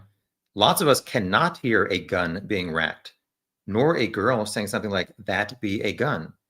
The state had to prove a gun was used at the end of the bridge to substantiate kidnap, in my opinion. I agree. I don't know why Tony Liggett testified that Libby said that be a gun, because she said in the 43-second video, she was talking about like the trail, and she says that we go down as she's looking down that trail, down the hill. She wasn't even looking at Bridge Guy. Well, we obviously don't know, but she was facing down, not where Bridge Guy is walking from. So I agree on that point. I do believe that you can hear a gun being racked. 23 more minutes. Sub Rosa, you got to admit that Hagen Klein is a crazy coincidence. Unfortunately, it's a sad reflection of society that there are many men trying to take advantage of young females and older females. I mean, people say, what's this coincidence that Libby was being catfished for inappropriate images, and the same day or the next day is murdered by a totally different man for a sexual purpose? Welcome to the world, unfortunately.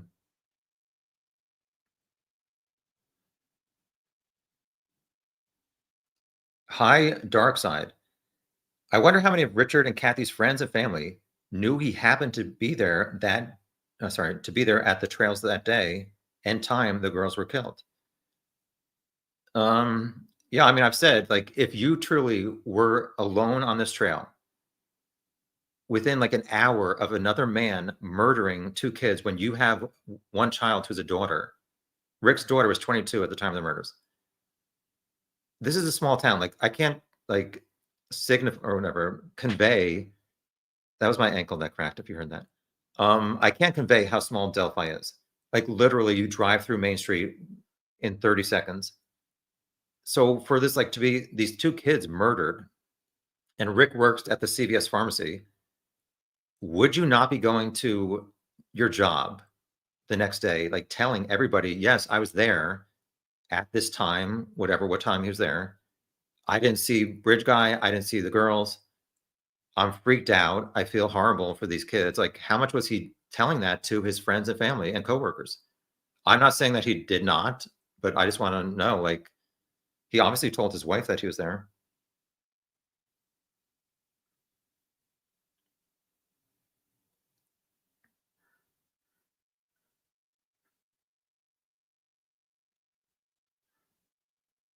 What?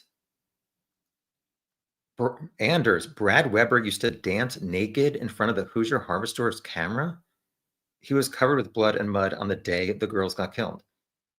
First of all, where's the video of him shaking his groove thing?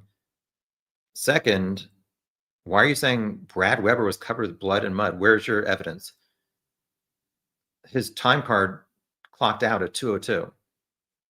He cannot drive and be Bridge Guy at 2:13. You need to back that thing up with some evidence. Anyway, anybody miss my annoying laugh? No. Okay, moving along. We're down to 20 minutes.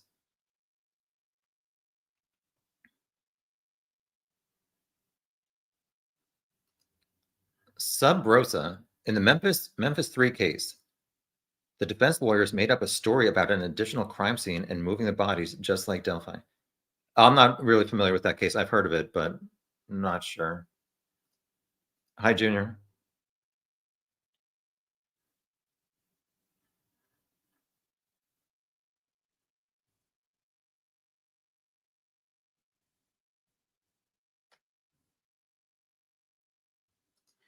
Anne, what's your opinion about Richard Allen? Somehow knowing girls would be there that day at that time, or just a crime of opportunity?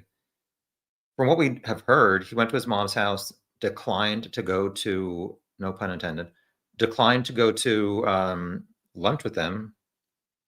He apparently told Dr. Walla he got a 6-pack on his way home and drank 3 beers before he went out to the trail. It would have been nice if police had, followed up within the first few days to look at his phone and his home computer use. I don't know if he's looking at adult images and videos that maybe, frankly, I think Abby and Libby were killed because Richard Allen was horny. That's the most basic reason that this happened. I do not think that he knew Abby and Libby were going to be there. I think he got a little bit buzzed after drinking 3 beers, went out to the trail, and was maybe looking for, like you said, a crime of opportunity. And unfortunately, Abby and Libby were just in the wrong place at the wrong time.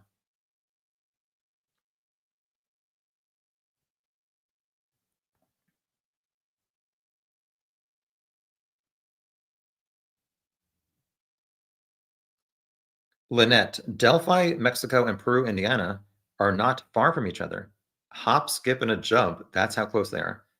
I believe they're 40 minutes away from Peru to Delphi, according to Google Maps. However, yeah, let's talk about speeding. One time I slept, I don't know where I was, the cot ladies, they let me sleep at their spare house. When I was at the trial, we had to be outside at night waiting for a spot outside the courthouse. So there's 2 women, hi, cot ladies, if you're watching. They slept on cots because you have to either stand or sit in a chair. So why am I telling this? So I filmed an episode of Cooking with Strangers with them, and I slept at this woman's spare house. Yes, she has a spare house. And so I had to go back to the trial the next day. So I was driving at 7 a.m. There's a lot of really empty country roads in this area. I was going the speed limit, which is maybe 50-ish or 45. All of a sudden, this car is in my rearview mirror from far away. It illegally passes me, literally going 75 to 80 miles an hour on this country road. And I see them push their brakes ahead of me for half a second. And I get to that point and I see it was a stop sign. This person went through a stop sign at 70 miles an hour at 7 a.m. So I don't know if it was Brad Weber or not, but some crazy driving going on. Totally agree with Crime Jester. The bullet doesn't really do anything for me. It's more about the timeline that points towards his guilt.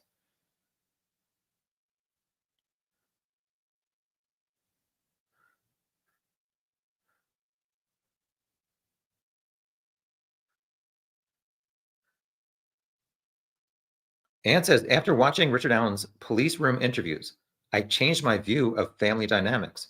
Richard Allen, much more dominatingly manipulative than I had assessed. Yeah, a lot of people felt like he was really overpowering his wife, and I don't know. I sympathize with his wife has gone through hell, and she's never going to wake up from it. However, I would love for her to say, Rick, hi, I'm ready to hear the truth. Please tell me exactly how this day played out. I want to hear everything. Because I feel like his wife and mom are suffering for the rest of their lives if they think he truly is wrongly convicted. So tell Rick you're ready to hear what he has to say. As far as I know, they're still married. So I don't know if she's going to get a divorce at some point or not.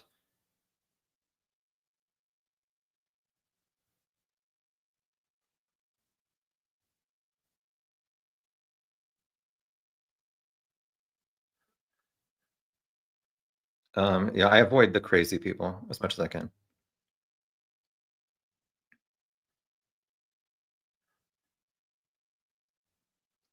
Bell Mayhem, not one of the witnesses, described a man that looks like Richard Allen. He saw 3 girls, not 4. Those 3 girls never went to the bridge. What?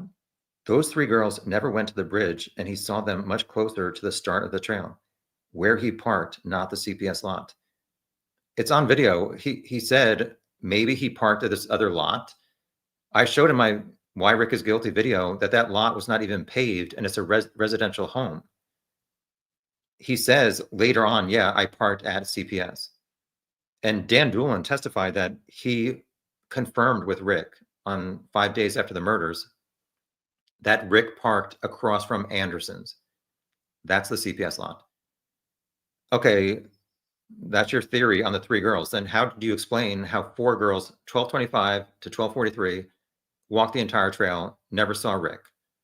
How do you explain how Betsy passed bench 6, there is no bench 7, passed bench 6 7 times, never saw Rick? I'm waiting.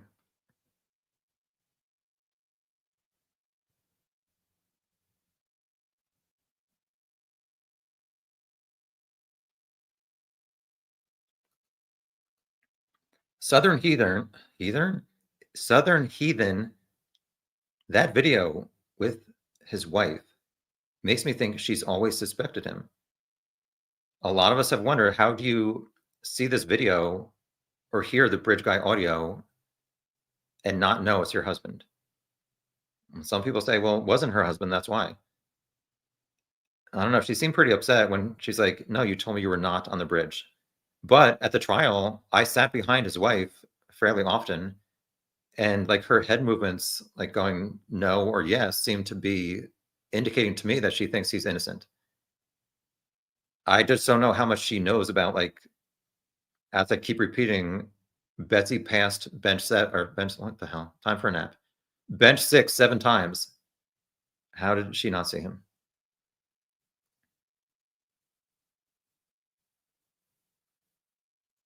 Miss Dog Lover admitted, Tom, you want to go and watch Eurovision. Honestly, I'd rather be doing anything than hosting a live chat.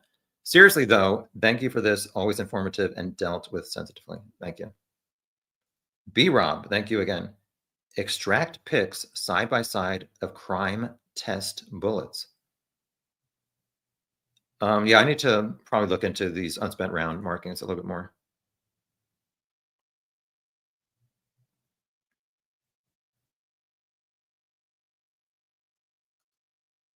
Crime Jester. Now you have to get recordings of calls of him confessing after the trial. I know all of us want to know what the heck is going on in those phone calls. I don't know. Rescue all the dogs. Libby is still a force to be reckoned with. What an amazing little girl. Yeah, horrible that they went for a walk and never walked out of the woods. No, I've not really heard anything about Rick continuing to confess after he's been sentenced to life in prison.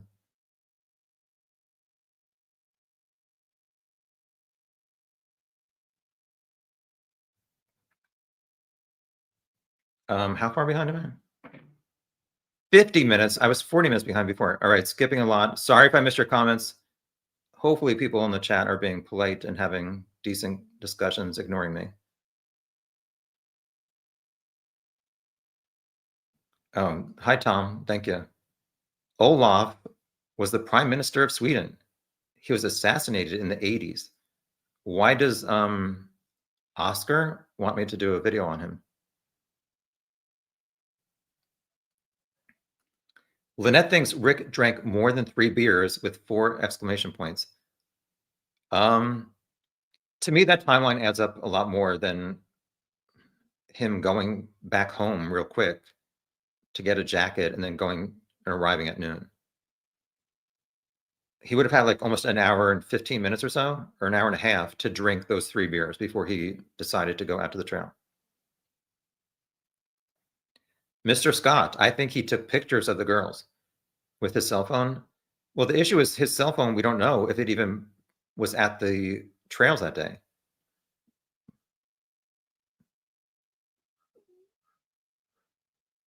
We were talking about geofencing before, where police would request data from Google. About a year ago, Google said they're not fulfilling those requests anymore for geofence data. I think because maybe the app data on people's phones is going to be stored somewhere else where Google will not have access to it.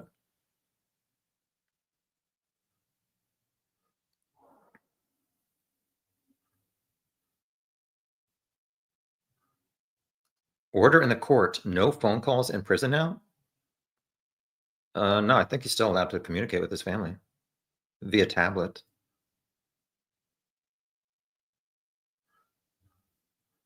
Yeah, so I guess Rick's mom had hip surgery, and he said they went to just spend the morning with his mom, his sister, and him. Ashley says, I think his sister being at his mom's while she was recovering triggered him. His wife wasn't there. She was at work. And he went and downed whatever he could and grabbed his gun and made bad decisions. Yeah, it seems like he made one bad decision after another that day, and he's in prison for the rest of his life.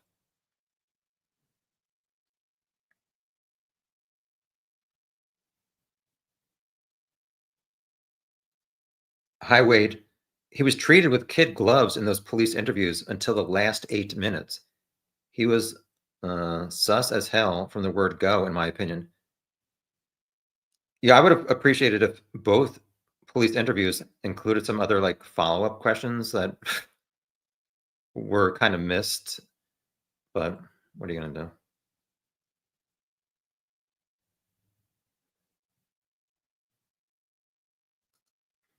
Hi, quietly concerned. This case has really put me off watching true crime creators. I find all the animosity between people with different opinions really toxic. There have been some people who have shown respect, though. I agree. Like, this is my first case where I've like become obsessed with it. And I've said many times, like, these true crime cases, they start out as scenarios where, as I was just saying, like, Rick made one bad decision after another that day. Like, it was just like a horrible situation that occurred in the woods of Delphi that turned into this big mystery. And like people, as you say, it's like they're arguing and like hating each other because of different opinions. It's kind of whack, Jack. Whatever. Necessary Evil, thank you. They have two decent suspects in the Jordan Sofer case, which is still unsolved. Hi, Paula. We are down to the final 7 minutes, or 6 minutes, actually. Thank you for showing up and sharing your thoughts. As I said before, like if you're wondering if I'm doing Delphi videos the rest of my life, the answer is no. I'm not doing any more analysis videos. My recent 30-minute one about my reasons where Rick is guilty, like that's my last analysis of the case. I don't know what other reason I do another update, but we'll see what happens. I'm not doing one when the transcripts come out. Thank you. Hi, Ray. Yeah, apparently he told Dr. Walla that he stopped to get a 6-pack of beer when he left his mom's house around 11 or 11:15 and drank 3 before going to the trail. I don't know if police ever got any kind of credit card information, what Richard Allen was doing that day.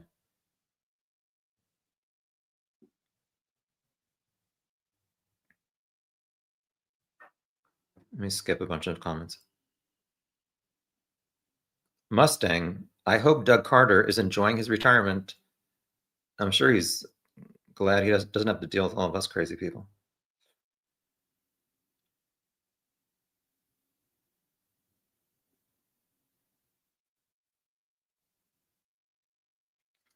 Wade, Rick's lawyers played out their crazy theories in the public long before the trial.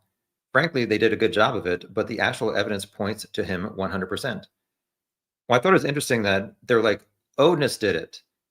In at least 2 of the defense filings, they said there is significant evidence that these 2 Odinus, PW and BH, were involved in the murders of Abby and Libby. And then after the trial, the defense was like, oh, there's this inmate who said Ron Logan and Kegan Kline confessed to this one inmate. And so I guess it was Baldwin. He's like, during the investigation, Kegan and Ron were the 2 most like valid suspects or something. So what happened to the Odinist? Like it wasn't Odinist, Ron Logan, and Kegan Kline. So it's like pick one and go with it. Hi Monday, thank you for being polite. Like 5 more comments, then we're done. I have to go eat a lemon. I went to Trader Joe's. Nobody cares, Tom. Whatever. Trader Joe's has a really good lemon sheet cake, and they haven't had it for 6 months, and I got it yesterday, so I'm eating it after this.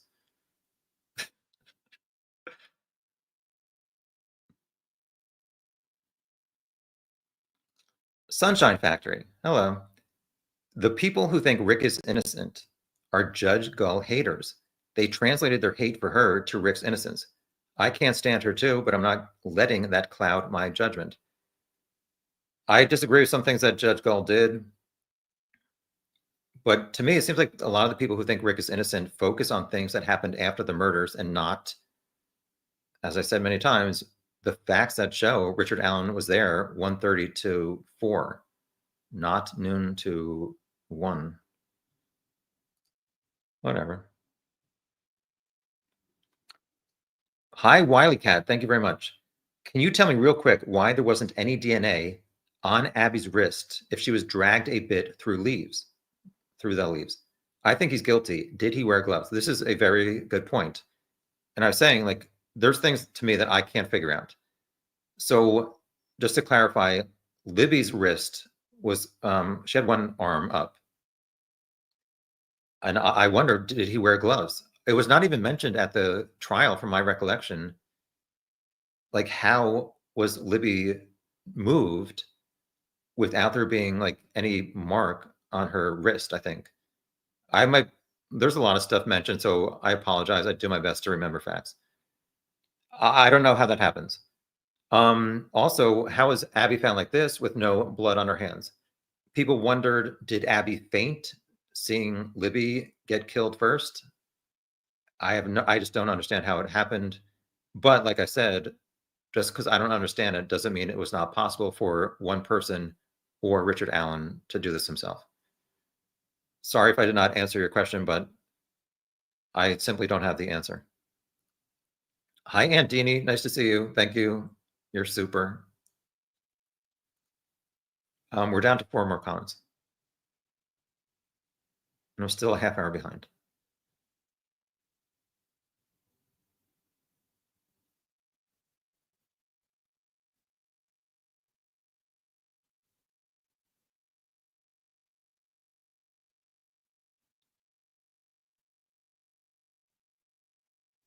Yeah, if you don't like somebody, I think you can push to the right. There's like a hide function or something.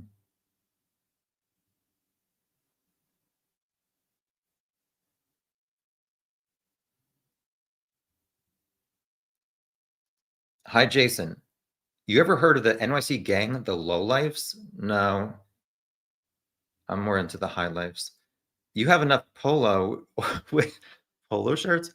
I know this is like one of my only times I'm not wearing a polo shirt. You have enough polo to be a low god, bro. I'm not sure. I'll have to look into them. I'll conduct an investigation in the Sluther Vandross Detective Agency. What do we have? 4 more comments?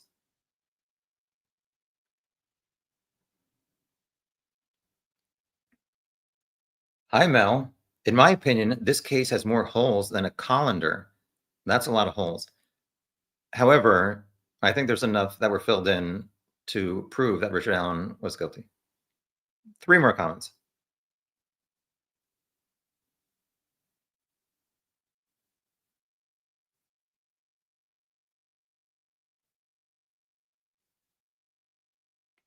Cryptex.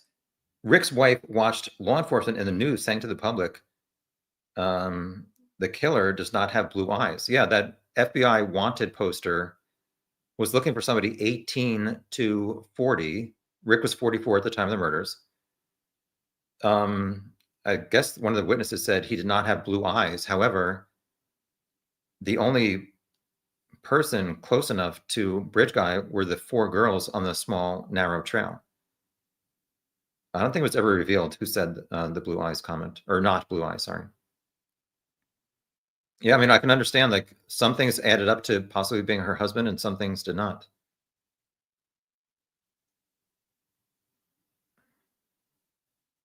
We're down to 3 comments, I think.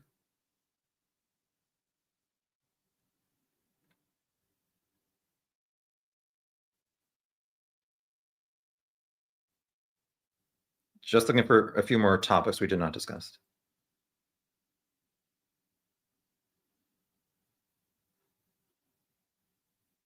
Hi, Molly. Nice to see you. If you're scared, something will happen to your friend. If you run, it's hard to say. Yes.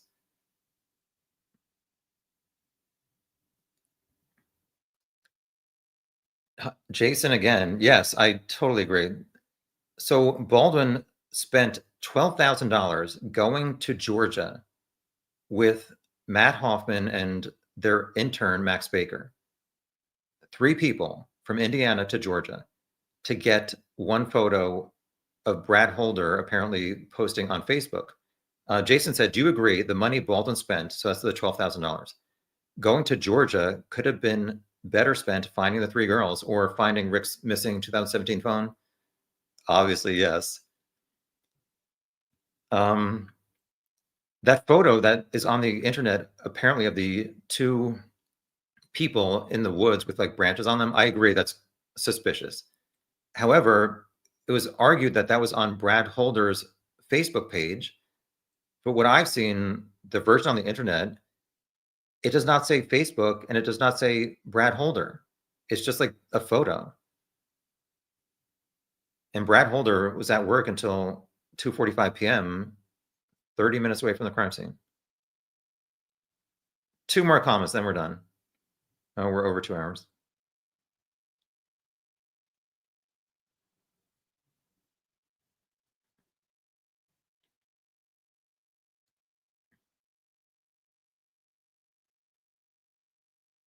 Most toast. The biggest question in my mind is the blood spatter and no blood on the hands. Well, we wonder, like, how do you do this to 2 kids and don't transfer DNA? Was Libby, did he say, point a gun at her and say, face this tree, and then like cut her from behind? And that's what caused this blood to go out onto the tree. We know that I just showed at the beginning in the sketch of the crime scene, there was blood at that tree, and she was found at this other tree. So did he have them turn around? I'm not sure. No blood on the hands. Libby's hands had a lot of blood. Abby's had none. Okay, one final comment, then we're done.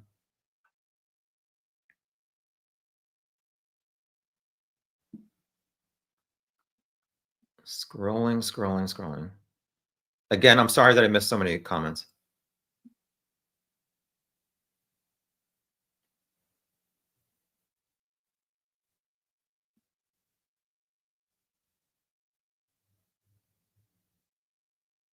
I guess I'll just end on this random one. Sorry. Hi, Jenna. Are you doing a Freedom of Information Act request for Rick's wife interview? I don't know that that's even available. As I've said, these exhibits that have come out are only things that were presented at the trial. Kathy's, Rick's wife's interview with police before she came into the interrogation room with Rick, that was not shown at the trial. So I'm not sure what kind of evidence can be released, especially with the appeal still going on. I tried to get the video of the Hoosier Harbor Store camera, and I was told that there's still a kind of like lock on evidence. That's it. We're done. As always, thank you for joining. I don't know when my next Delphi chat or video is going to be. For the most part, I've moved on from this case.